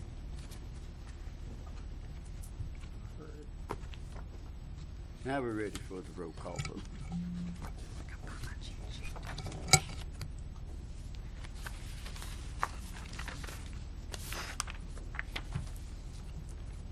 Mrs. Tingle Sains? Yes. Mr. Penn? Yes. Mr. McEwen? Yes. Mr. Lusby? Yes. Mr. Showalter? Yes. Mr. Singer? Yes. Mrs. Tackett? Yes. Mr. Thompson? Yes. Okay, thank you very much. Very good. First reading, appointment of City Clerk ordinance, sponsored by Mr. Thompson and Mr. Penn. An ordinance amending Article 3, Division 1, Section 2-41, and Article 3, Division 4, Section 2-77 of the Code of Ordinances to change the office of Clerk Treasurer from an elected to an appointed position. Now, therefore, be it ordained by the City Council of the City of Georgetown, Section 1, Codes of Ordinances, Article 3, Division 1, Section 2-41, titled Elected Officers Generally, is hereby amended as follows. Elected officers, generally, Section 2-41. At the regular November election in the year 1917 and every 4 years thereafter, there shall be elected by the qualified voters of the city the following officer: Mayor, whose terms of office shall begin on the first Monday in January succeeding his election and shall continue for a period of 4 years and until his successor is elected and qualified. Code of Ordinances, Article 3, Division 4, Section 2-77, titled Merger of Clerk and Treasurer, is hereby amended as follows. Section 2-77, Merger of Clerk and Treasurer. The functions and duties of the city clerk are hereby conferred upon the city treasurer, who will be known as Clerk Treasurer. B, the bond for the Clerk Treasurer shall be set by a council, which shall be a bond furnished by an approved casualty and insurance company, and the officer shall pay the premium for same. Section 2, if any section, subsection, sentence, clause, or phrase of this ordinance is held unconstitutional or otherwise invalid, such infirmity shall not affect the validity of the remaining portions of this ordinance. Section 3, this ordinance shall take effect after its passage and publication according to law. Publicly introduced and read first time August 26, 2013. Okay, that's the first reading of this ordinance, and this is a very historical ordinance that you're about to have read for the second time when we have our next meeting.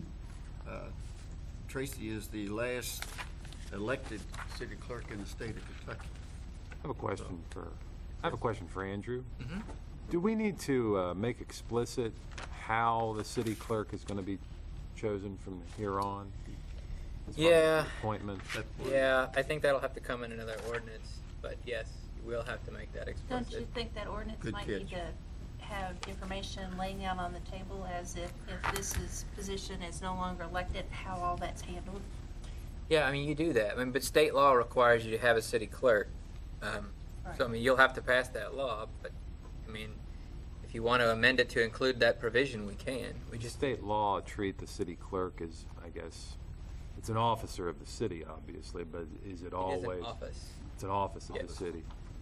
Does that mean it serves directly under the mayor, or does it serve under the council? It serves under the mayor, just like all other appointed offices in the city. And that's explicit in state law as far as it serving under the mayor? You know, there's nothing in state law that specifically says, but what the law says is that the mayor is the executive authority with power to supervise all employees and appointed officials, or something to that effect. So the council is given no supervisory role, so therefore it must fall to the mayor.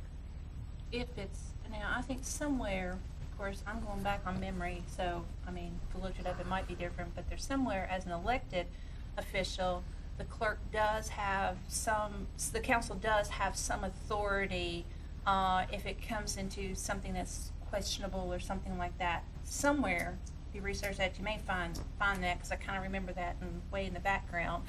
But, and it's not under the mayor's duty, but if it becomes appointed, it's completely then, just like any other employee comes under the mayor. Now, I know this is we're the only city left that has an elected clerk, but personally, I think it's a good idea to have an elected clerk, because three things. One, it gives the people still a voice they get to pick and they get to choose, just like this said, qualified voters of the city.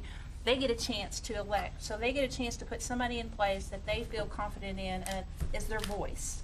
Even if it's in the clerk's duties, they get the voice. Second thing, it consolidates the power under the mayor.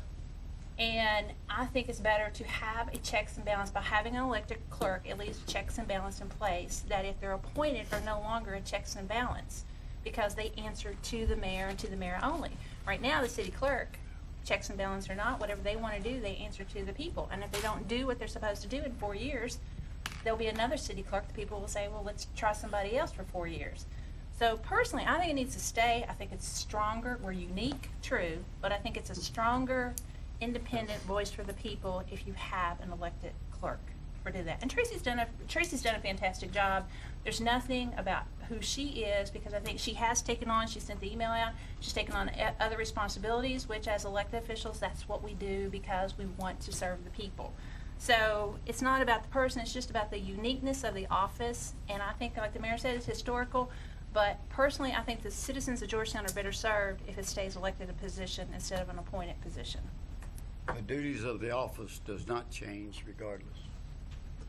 She still has But the same duties. the accountability does change, and that's what's most important in that position is the accountability. And that's what will change if it's no longer being able to be voted on by the people and it becomes appointed position.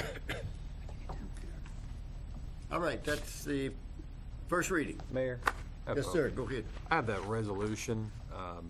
If it's all right, could we put this under the city attorney, city clerk? That'd be portion fine. of the Yes, I realize you got one. Go ahead, that'd be a great time for it. You know, Tracy to read it, you're gonna read it. Oh, wow, I think I prefer to. Are you sure? A resolution of the City of Georgetown, Kentucky expressing objection to the newly enacted House of Representatives districts. Whereas on August 23, 2013, the Kentucky General Assembly passed a legislative redistricting plan dividing the residents of the city among 3 different House of Representative districts, being the 61st, 62nd, and the 78th. And whereas on August 23, 2013, Governor Stephen L. Beshear signed said plan into law. And whereas the city has long been unified in its representation in the House of Representatives by being placed solely within the 62nd District, and whereas the city has long enjoyed and valued its working relationships with Scott County and the neighboring cities of Stamping Ground and Sadieville, all of which were previously included within the boundaries of the 62nd District, and whereas the city of Georgetown, with this legacy of speaking with one voice in the House, has enjoyed vibrant and energetic advocacy regardless of party affiliation by its elected representatives such as Mark Farrow, Charlie Hoffman, and our current representative, the Honorable Ryan Quarles, among others. And whereas the population of the city is less than 1/149th of the entire Commonwealth, further countering any argument that the population of city necessitates it being split among more than one of the House's 100 districts, and whereas the city of Georgetown, given its economic vitality and growth, is among the most influential in the Commonwealth, and now therefore be it resolved by the city of Georgetown that the city finds that the General Assembly's 2013 legislative redistricting plan, as codified in 2013 SSHB 1, to be objectionable and contrary to the best interests of the citizens of the Georgetown insofar as the plan divides representation of the city into 3 districts and places the city in a different district from the remainder of Scott County, the city of Sadieville, and the city of Stamping Ground. Commendable. Ask for approval. Motion. Second, third. All in favor, aye? Aye. Opposed? And this is no reflection whatsoever on any of the people that would be representing us. Oh, Just absolutely. the fact that we're divided in thirds. We'd like to be more unified. And I commend Mark for bringing this up, very much so. And we'll get it to the right people. Okay, number 10, municipal order approving a revised contract with Strand. That's our engineer, Mr. Kyle. I apologize. When you approved the last contract, I had the wrong contract in the packet. This was the one I intended to have in the packet. It basically just revises their employee rates from 2011 to current. The actual expense rates will not change from that 2011 contract, and this is what was budgeted in my budget. So. An order approving the amendment to the existing contract extension with Strand Associates, Inc., and authorizing the mayor to sign all relevant documents. August 26, 2013, whereas the city engineer has proposed to revise the previously extended contract with Strand Associates, Inc. per the terms of the amendment attached hereto. Now, therefore, it is hereby ordered by the Georgetown City Council that the amendment with Strand Associates, Inc. is approved and the mayor is authorized to sign all relevant documents. This is the same Strand Engineering that will be bringing forth a, Same strand, but a different group. This group works mainly out of Louisville, and they were qualifications-based selection back in 2011, and they're doing a great job. I'm surprised you caught that, Brad. Oh, he called it earlier, he told me. I caught it in a meeting in 2004. Okay. Motion is made and second. All in favor, aye? Aye. Opposed? Thank you. Okay. EMS, we really short this agenda if we take care of this section. Welcome, appreciate it. Good to see you, Bob. Approval of purchase order to Paul Miller Ford to purchase the 2014 Ford Fusion. Correct. Purchase order in the amount of $17,731.80. This is under the state price contract. It was approved by the board on August 20th, and it was a line item in the fiscal year 2014 budget. Make a motion for approval. Approval by Mr. Lusby, second by Mr. McEwen. All in favor, aye? Aye. Opposed? Okay.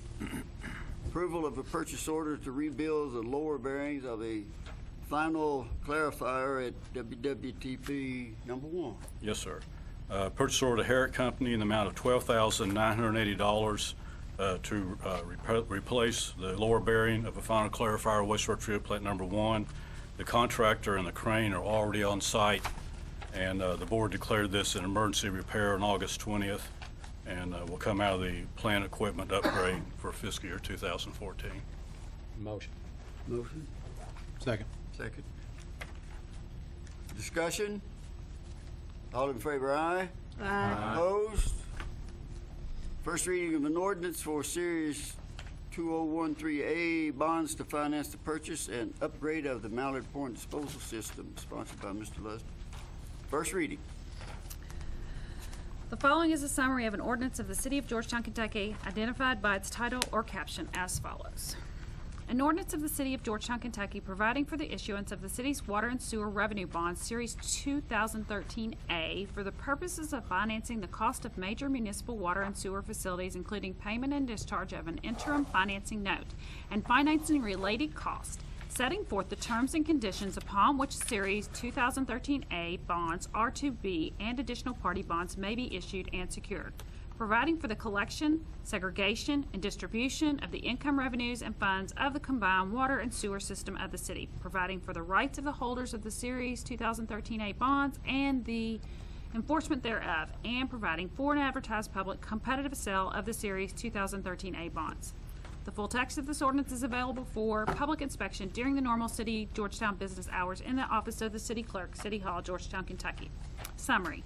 For the purposes of financing the cost of acquisition, construction, and installation of major municipal water and sewer facilities, the project, paying and discharging an interim financing note issued in 2009, the 2009 note, funding a debt service reserve, and paying related costs, the city authorizes the sale and issuance of its $4,775,000 subject to adjustment water and sewer revenue bonds, Series 2013A, the 2013A bonds, to be payable from the revenues of the city's combined municipal waterworks and sanitary sewer wastewater system, the system. The 2013A bonds are to be issued on a parity with the city's outstanding water and sewer refunding revenue bonds, Series 2003B, and its water and sewer refunding revenue bonds, Series 2013B, to be concurrently issued, are scheduled to mature on May the 1st, 2014-2033, and will bear interest semi-annually at rates established by competitive bidding. The form of the 2013A bonds provisions with respect to registration, authentication, transfer and exchange of 2013A bonds, and provisions relating to the appointment and duties of a paying agent and bond registrar are set out in detail in the ordinance. The 2013A bonds will be issued initially in book entry form and shall be special and limited obligations of the city payable solely from the revenues of the system. 2. System revenues shall be collected in a revenue fund and then deposited monthly to a bond fund, which includes a reserve account, for the payment and security of the 2013A bonds and parity bonds, and then to an operation and maintenance fund and a depreciation fund for the system. The city covenants to levy and collect sufficient rates and charges for the use of the system to meet all costs of the system and to preserve the financial integrity and security of the 2013 A bonds. Additional parity bonds may be issued upon meeting a coverage test, net revenues over debt service. The city will ensure the system account for all revenues and have annual audits. Additional covenants are made with respect to the operation of the system as a revenue-producing public project. The city's Board of Water and Sanitary Sewer Commissioners and the tax-exempt status of interest on the 2013 A bonds, all for the benefit of the bondholders. 3. Terms are provided for the public competitive sale of the 2013 A bonds. Sale documents are approved. The foregoing provisions, including the above caption of the ordinance, are intended to be a summary of the ordinance, and reference is hereby made to the full text of the ordinance for a full and complete statement of its contents. Thank you. First reading. First reading of an ordinance for Series 2013 B bonds to refund the Series 2003 A revenue bonds, sponsored by Mr. Lusby. Following is a summary of an ordinance of the City of Georgetown, Kentucky, identified by its title or caption as follows. An ordinance of the City of Georgetown, Kentucky, providing for the issuance of the city's water and sewer refunding revenue bonds, Series 2013 B, for the purpose of refunding the city's outstanding water and sewer revenue bonds, Series 2003 A, and paying related costs, setting forth the terms and conditions upon which the Series 2013 B bonds are to be. And additional parity bonds may be issued and secured, providing for the collection, segregation, and distribution of the income revenues and funds of the combined water and sewer system of the city, providing for the rights of the holders of the Series 2013 B bonds and the enforcement thereof, and providing for an advertised public competitive sale of the Series 2013 B bonds. The full text of this ordinance is available for public inspection during the normal City of Georgetown business hours in the office of the City Clerk, City Hall, Georgetown, Kentucky. Summary. 1. For the purposes of the refunding, redeeming, and discharging the city's outstanding water and sewer revenue bonds, Series 2003A, and paying related costs, funding a debt service reserve, and paying related costs, the city authorizes the sale and issuance of its $2,675,000 subject to adjustment water and sewer refunding revenue bonds, Series 2013B. The 2013B bonds to be payable from the revenues of the city combined municipal waterworks and sanitary sewer wastewater system, the system. The 2013 B bonds are to be issued on a parity with the city's outstanding water and sewer refunding revenue bonds, Series 2003 B, and its water and sewer revenue bonds. Series 2013A, to be concurrently issued, are scheduled to mature on May 1st, 2014 through 2023, and will bear interest semi-annually at rates established by competitive bidding. The form of the 2013 B bonds, provisions with respect to registration, authentication, transfer, and exchange of 2013 B bonds, and provisions relating to the appointment and duties of a paying agent and bond registrar are set out in detail in the ordinance. The 2013 B bonds will be issued initially in book entry form and shall be special and limited obligations of the city payable solely from the revenues of the system. 2. System revenues shall be collected in a revenue fund and then deposited monthly to a bond fund, which includes a reserve account for the payment and security of the 2013 B bonds and parity bonds, and then to an operation and maintenance fund and a depreciation fund for the system. The city covenants to levy and collect sufficient rates and charges for the use of the system to meet all costs of the system and to preserve the financial integrity and security of the 2013 B bonds. Additional parity bonds may be issued upon meeting a coverage test, net revenues over debt service. The city will ensure the system account for all revenues and have annual audits. Additional covenants are made with respect to the operation of the system as a revenue-producing public project, the city's Board of Water and Sanitary Sewer Commissioners, and the tax-exempt status of interest on the 2013 B bonds, all for the benefit of the bondholder. 3. Terms are provided for a public competitive sale of the 2013 B bonds. Sale documents are approved. The foregoing provisions, including the above caption of the ordinance, are intended to be a summary of the ordinance, and references hereby made to the full text of the ordinance for a full and complete statement of its contents. Okay. Thank you, Tracy. Thank you very much. Also tonight, we have Chip Southern with Hilliard Lines and Mark Franklin with Stoll Keenan and Ogden. and also our Finance Director, Shannon Brown. If you have any questions for them, I'm sure they'd be glad to try to answer them. Mr. Wilhite, I have a question. Chris, the 2.9 million is the cost of the acquisition of Mallard Point disposal system, right? Right. And then that's part of the 4.775 million? Correct. Of the bond issue? Okay. And the extra is, I guess, upgrading the lines, doing that work on the pump station? There's another $1 million that the water company borrowed on our line of credit to finish the sewer line going north US 25, because there were not sufficient grant funds to build the whole line, so we want to roll that into this note. And then the balance is the new pump station at Wrights Lane and upgrading the existing pump stations. Now, a constituent asks me this question. Right now, the sewer tap-on fees for people within the city limits, somebody building a new home within the city, it's what, $1,500? Is that right? Where the tap-on, and that's part of the, I guess, part of the revenue stream of the water company. It isn't necessarily a fee for service. It's considered a revenue. I mean, it doesn't actually cost us $1,500 worth of work to tap somebody onto a line. No, but if you recall from the last rate study we did, if you follow it all the way through the system, the costs that we have invested in our plants and upgrades over the years, it should actually be more than $1,500 to recover that entire cost. Well, but that cost, not just the I guess connection to the line. But the upgrades in the system are also borne within the monthly sewer bill, aren't they? Some of it. Some of it? Some of it. Okay. My question is, or his question was, are we charging that $1,500 to the people out to Mallard Point? I mean, is that considered a tap-on when they come onto our system?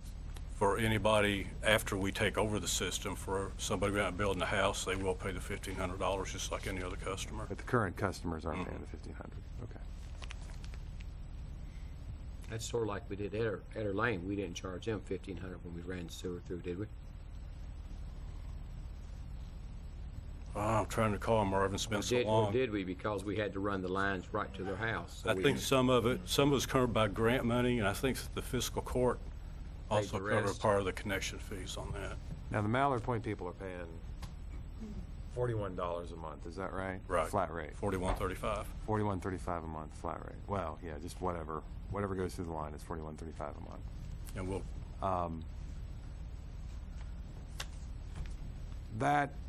How much of that is debt service? Of that $41.35 is going to be debt service, and how much of that is going to be applied to whatever Toyota owes at the end of the year for the operation of wastewater 2? At this point, I don't see anything going to Toyota. By the time we cover operating expenses and set aside for capital improvements in the debt service, I don't think there's going to be anything left over.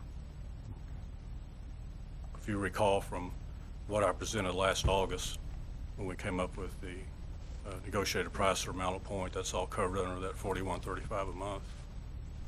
Okay. You okay? Yeah, that's fine. Any other questions? Thanks, Bob. Okay, thank you. Thanks for attending the meeting tonight. Sure you had a ball. So, one more question, Bob. I have actually one more question. The Sadieville customers, those in Sadieville, they're actually paying the lower city rate. I mean, the average sewer bill is considerably less than $41.35 a month. Right. So the city customers, the Sadieville customers are actually paying the lower city rate, which, like my mom and dad who live a block away from the plant, they pay that same rate that somebody out in Sadieville. So when you say that the cost of the debt service is barely being covered by that higher rate, how is the cost of the debt service in Sadieville being covered by the rate that they're paying? Because we owe nothing on Sadieville. It was given to us. Oh, okay. Okay. Thanks. Yeah, the state contributed. Is that what you're talking about, the state and the county? Right. Sadieville got grants to build their system, and then it was given to turned everything Georgetown over to the Water. city They just gave it to us. Thanks. Thank you. Megan? Municipal order approving benefit renewal. An order approving an agreement between the City of Georgetown and Bluegrass Family Health for health insurance benefits renewal and authorizing the mayor to sign all relevant documents. August 26, 2013. Whereas the City of Georgetown has entered into a service agreement with Assured NL Insurance Agency, Inc., East Lucans, as a result of public competitive process which has been authorized by Municipal Order 12-046, and whereas pursuant to the terms of said service agreement, East Lucans and the City Human Resources Director have negotiated terms for health insurance benefits with the Bluegrass Family Health for a 16-month period ending December 31st, 2014. Now, therefore, it is hereby ordered by the Georgetown City Council that the mayor is authorized to enter into an agreement with Bluegrass Family Health to provide health insurance benefits in accordance with the terms of the Human Resources Director's recommendation attached hereto and incorporated herein by reference, and the mayor is authorized to sign all relevant documents. Mr. Mayor, I have a question. Yes, ma'am. Did I miss, because I miss my emails half the time, did I miss this says the Human Resource Director recommendations attached here too? Where are the attachments? Well, okay.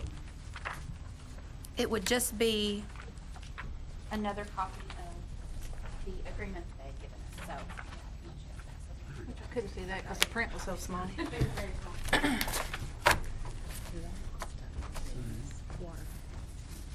So weren't there two that we talked about?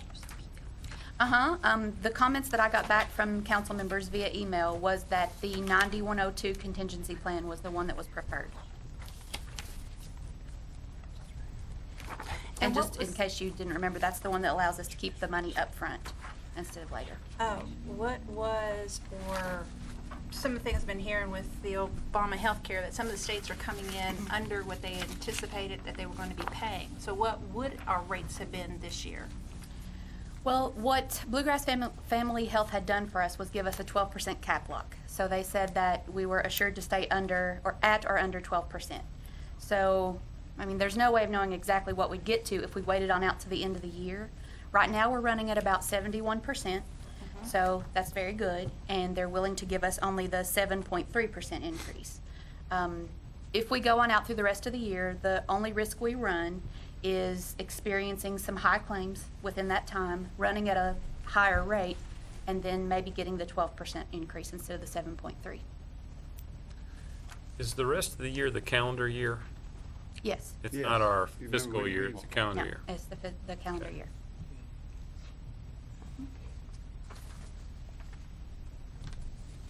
Any other discussion?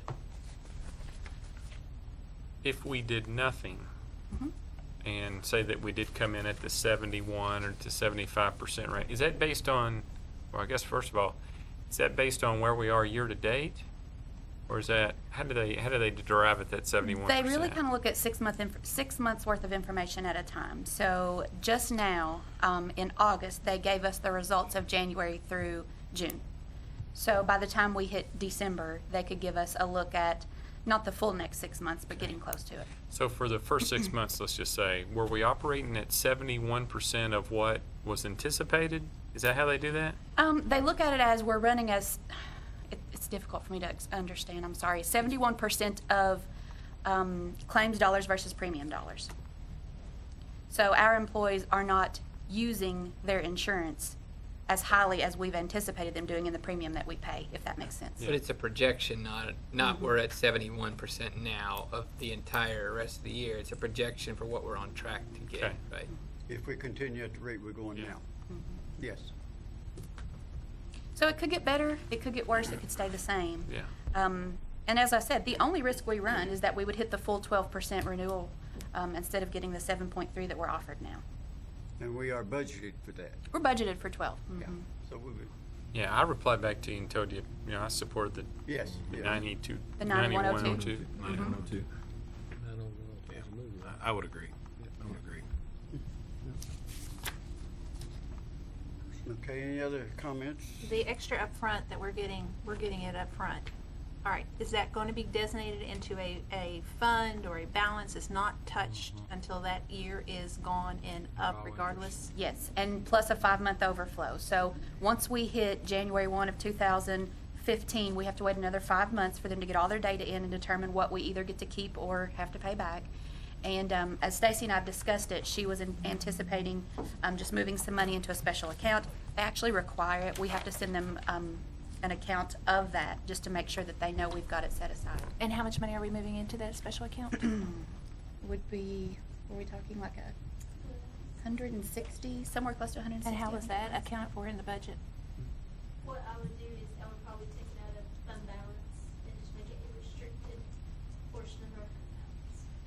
So Okay. it'll just be the cash. It's not a deposit. budgeted, it's not a Right, it budgeted. won't be an expense, and then, of course, if this passes tonight, Megan and I will, assess the budget once we see what our new billing's gonna be. And so we'll only be billing us 90%, so we can possibly make some adjustments in the budget as well, but I would plan on restricting.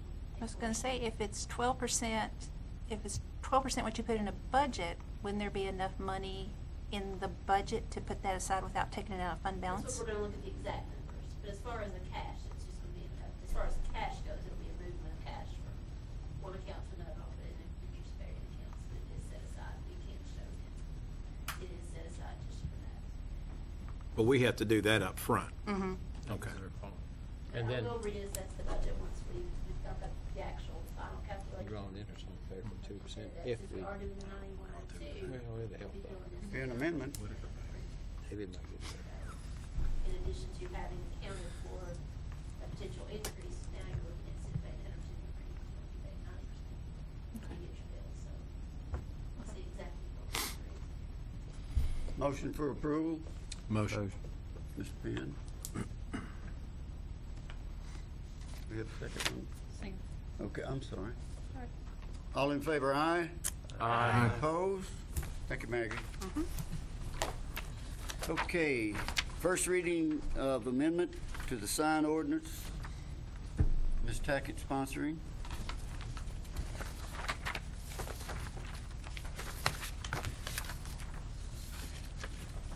I believe I don't know if we wanted to clarify, I just handed something up before council meeting this evening. I believe it was you, Kelly, who had asked for a report on all the variances that we've had on signs in the city since 2010. And so I had Joe put together this report just to kind of outline which signs have had a variance request. And so he's here with me tonight if you'd like to hear him explain it some before we have first reading.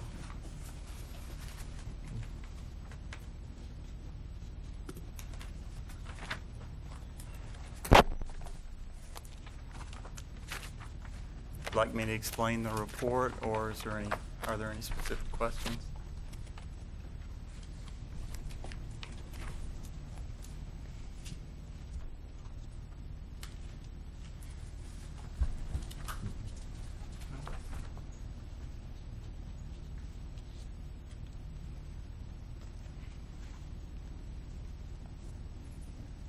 Very many variances turned down, the Board of Adjustments.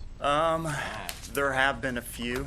I think the Kroger sign on South Broadway was recently, if it wasn't turned down, it was continued to an upcoming meeting. I'm not the staff planner for Georgetown Board of Adjustment, but I believe that one, there was an issue with that one. The majority of them are approved. I mean, the main change that we're recommending in the sign ordinance is previous to the 2010 amendment, freestanding signs, which are signs on site, on commercial sites that aren't attached to the buildings. So they're monument signs or they're pole signs, were allowed up to 10 feet from the property line. With the ordinance in 2010, they were required to be behind the building setback, which in implementing the ordinance didn't make much sense because any new business that came in that wanted a new sign, they wanted to make full use of the sites. The buildings usually are up to the setback because most commercial districts have a 50-foot front setback. So they could either not have a sign, attach it to the building, or get a variance if they wanted a freestanding sign. So in implementing it, we realized that didn't make a whole lot of sense. Board of Adjustment didn't didn't like to see variance requests for freestanding signs when when it really businesses needed that exposure and that ability to advertise themselves on site without having to get a variance on almost every occasion. So it made sense to go back. So we're recommending really for freestanding signs to go back to the previous requirement that they be allowed in the front yard. And the suggestion we're making, and that the Board of Adjustment was in agreement with, and Planning Commission recommended approval on, is to allow them freestanding signs up to their height from the setback line, or monument signs no closer than 10 feet from the property line. So if you have a 25-foot pole sign, it's a 25-foot setback. If it's 15-foot pole signs, 15-foot setback. And if you have a monument sign, they're minimum 10 feet from the property, from the front setback line. And the other thing that was in the ordinance is the monument sign requirements only allowed 16 square feet of area for a monument sign, which discouraged monument signs. And the intent, I don't know if that number was arbitrary or if it was to discourage them, but it had the effect of discouraging them. We thought it would be more appropriate, since monument signs are in certain districts they would be preferred, specifically neighborhood commercial. We have a B4 community commercial district, which is meant to be pedestrian oriented, which is a planned commercial development with multiple outlots. It would be preferable to have multiple monument signs rather than multiple pole signs in a planned commercial area like Walmart, the Kroger Center. If we start to see multiple pole signs on every outlot, it gets to be a bit of a visual blight. So the idea is to still allow the freestanding entrance signs with multiple, places for multiple tenants to advertise, but then when you get to the individual outlots, to allow monument signs and to allow a little bit larger monument signs so the lot should be utilized. And we are suggesting in our amendment to require monument signs and in planned commercial areas in the B4 district, B5, and the B1 neighborhood commercial district. The other changes to the sign ordinance are really just to clarify definitions and to add some sections that have where there have been changes since 2010. The alcohol ordinance, for instance, had some sign regulation in it to add that language to update the ordinance. And then inadvertently, for some reason, residential subdivision entrance signs were left out of the ordinance. So to add those back in, so there'll be standards for those. But again, really the main change is in the freestanding sign section. Joe, can I ask a quick question? Go ahead, sure. I only received 2 pages in the packet for this particular meeting. Is that all that's not all that applies to the changes, is it? We passed out. I got that. You I got did get that you brought tonight, but We in did the. not put what was in the packet last time. Okay. into this packet. Okay. In the last packet, I believe Because we you all wanted had, to study it. Yes. we may have had the ordinance itself with the cross out. Yeah. With the, I didn't bring that. That's all right. This evening. I This got is it. just the first reading. Got it. But what I would say, and you weren't here at the last meeting, were you? No. Is how important, if not imperative, signs are to businesses. And you think about Chick-fil-A, they made the request for a sign. Who doesn't know where Chick-fil-A is? Everybody knows. But as successful as they are, they still made a request for some type of a variance, and it was granted, and I'm glad that it was.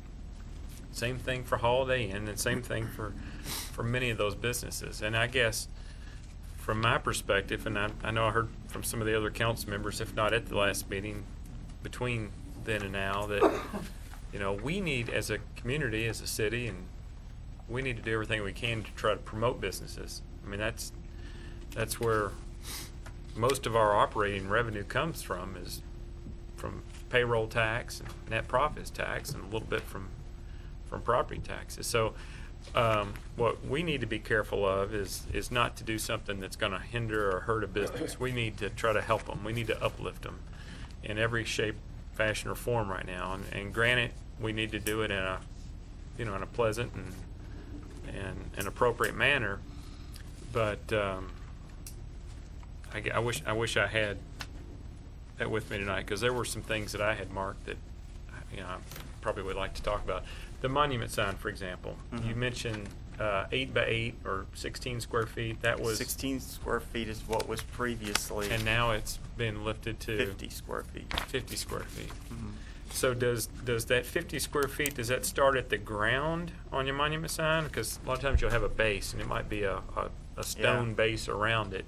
So even the that would be the architectural sign face itself, not the architectural base. features? No, not the base.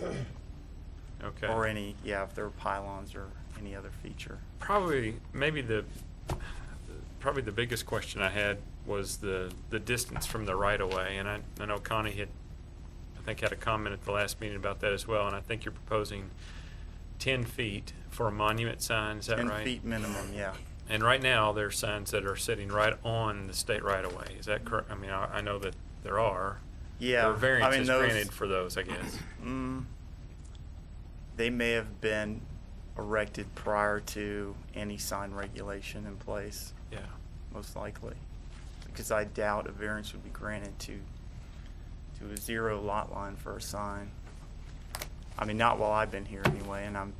So you've always seen a setback? Yeah, some setback. I think those signs, those old signs on Broadway, some of them are in the right-of-way. Okay. I think a lot of those went up prior to any sign regulation. Okay. And with a pole-mounted sign, if it's a 20-foot tall pole-mounted sign, you've got to be 20 feet back from the right-of-way? That's what's being proposed anyway? Yeah. Okay. Right now, without the proposal, you couldn't put the sign without a variance. Right. I mean, you can't put it in the front yard. You have to be behind the setback, which means you're either behind the building, right, or you just do without a sign. It makes no sense. Andrew, if we make a change at the next meeting, something of that nature, let's say that instead of it being a 20-foot setback for a 20-foot tall sign, let's say that it's a 10-foot setback, it parallels the monument sign. Would that be a substantive change that would require an additional reading? It would be? I think so. I think that when you're talking about something of that nature, it's substantial. Yeah. Yep. Right. I would prefer to see 2 readings. There's actually an amendment, and I guess it's just from the standpoint of, if we have a council or we as a government somehow were able to ban all political advertising, we would have as incumbents a natural advantage over anyone else simply because our names are already known. And I guess I'm real sensitive to the idea of limiting any sort of political speech within this ordinance, and it's not mentioned within the amendments, but I did notice when I was reading through the ordinance that within the exempt signs to the ordinance, it says political signs, but it adds proviso not exceeding 8 square feet. And I don't want to disadvantage, I guess I've got big signs too, but I don't want to disadvantage anybody that's trying to run for office or trying to run for office to knock me out especially. And if there was a way to amend this ordinance to take out the words not exceeding 8 square feet, if we want to put in some high upper limit, that's fine, but that seems to be a pretty low number, and I wouldn't want to be unfair to anybody trying to run for office. I'm very sensitive to an ordinance that's really more about commercial signs, getting into the business of limiting political. Yeah, we free speech. didn't address the political sign. Yeah, it's just, it's in that it wasn't in the amendments, but I saw it written in the ordinance that we're amending. And it's actually under exempt signs, which is fine, but it does have that provision in there, and that's a provision I'd like to see taken out. If there was another place or another ordinance we wanted to develop along those lines, that's fine, but this seems to be focusing mainly on commercial, I guess non-commercial signs, but not political speech, and it kind of sticks out like a sore thumb. So if there's another first reading, I'd appreciate it. What was the change that you Though, I guess the one that I would ask would be for a pole-mounted sign to parallel the same as the monument sign. I think the 10-foot setback from the right-of-way.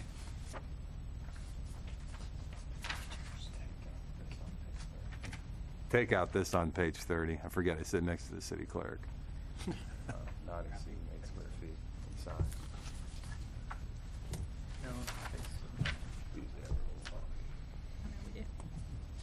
Get it on? Okay, first reading. Chandra says we don't have to read. yeah, we're not reading. It's not gonna, the first read next time. Redo and. Yeah, we do. Yep, we're not doing anything this time. Fellas, thank you. Police update, chief. Mayor, I have a question for Earl. Did you ask me? Earl! He's gone. Earl. Earl! I have a question for you after the chief is finished. In the council comments. First. Well, he can. Yeah, let him go ahead. Let him go ahead and let him get out of here. Chief, you in the order. No. You've been here all night. Walk Earl. now. Earl. Go ahead and come back Earl, up. I have I mean, he was up there, you know. Actually, it was under. It should be under council comments, and I addressed this issue at the last meeting. But I got an email that said it kind of falls back into your lap. There is a gentleman on the road is this way home, and those streets and things haven't been dedicated. But he's wanting a 3-way stop there, and I think Kyle said something about that it was a 4-way stop, but the 4-way stop won't work. I think it goes to somebody's house or something. But is that a possibility to go ahead while they're in the development of it to get a 3-way stop there? Because they just fly down that little hill. I went to he invited me over, and they fly. He's kind of at that intersection, and there is a 1-stop sign, but they fly up and down this way home. They fly up and down it. So. Kyle, are you familiar then with? Yeah. I mean, we can take a look at it, especially that it's not been dedicated yet, and we can work with. We already talked about it at traffic committee. Yeah. And it's not a public street yet, so we really don't have anything we can do. Well, that's why. But we don't use stop signs for speed control. Well, it's not necessarily a speed control. I mean, it does help the speed, but the issue is it's a good location if Earl would take a look at it, since it's still in their hands. If he'd take a look at it, because I think there is a safety issue there, and you do use stop signs for safety issues. So speed control, I understand, even though they're speeding, but You if use he'll stop take a look at signs it. for safety issues when you have a certain volume of cars trying to get into the traffic flow. Okay, all right.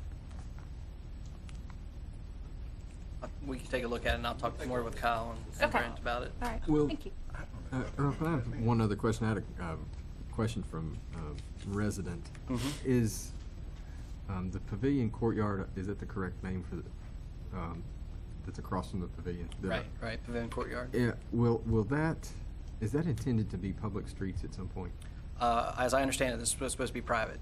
Okay. It's all private. It's all private, that's what I was assuming. Thank you. Thank You ready? All right. Have a good night. Thank you. Earl. Hey, Earl. Never mind. You are. I'm on the roll. On vacation. You are rolling. We started a hiring process, so if you know anybody that's interested in being a police officer, have them give us a call. It's a pretty rigid examination process, but it's pretty rewarding as well. So, and your officers are out there working with the sheriff's office. We've been working an investigation for about 3 months together, and I'd like to tell you more, but they're still there, so I can't while they're still on scene. But That's the reason we don't have any it's police good that we're officers working here together. tonight. We're doing well. Thank you. That's all. Very much. All right, we have any more council comments? I do. Only get one. I got two more. There's a gentleman that came in the shop that he was asking, and this is back to Kyle, he was asking about paving on Etter Lane at the top of the hill. Is that on the paving schedule? Yes, we had a call from a magistrate on that too. Okay, I think he talked to him before he Yes. came in the shop, so. Yeah, then I checked with Kyle, and we are on the list. Does When it it- go when from will it 25 start? up? Is that where it's going? Yes, 25 up yes. to the street? I have to bid it out, but Okay. the local company that typically gets the lower price, as far as I know, they're slammed this point. So when I call this gentleman back, what do I tell him? When do you? This year. This year, It will be before the for end of this the year. year? Okay. Yes. Kyle, can you forward that? Before budget year, I'm sorry, before the end of the budget year, it will be there. So that means it could be from now Next summer. It'll be in the till, spring, yes. and it's gonna be in the spring. Because they end paving, depending upon weather, could be Thanksgiving, usually earlier. Okay, so you're not anticipating it this fall, it'll be in the spring, that's what you're saying? Okay. Just need Can to you know. forward that paving schedule out to us? Because that's a question that I know I get quite often. Yeah. I don't know if, We've all, is that something you can get out to us, just in some Kyle, you kind need to of come up to the, Yes, sir. generic format where we can, I can send you the list of streets that I have budgeted to be paved. Now that they're not all definite, it depends on how the bids come in, so. that'd be good. Anticipation, right?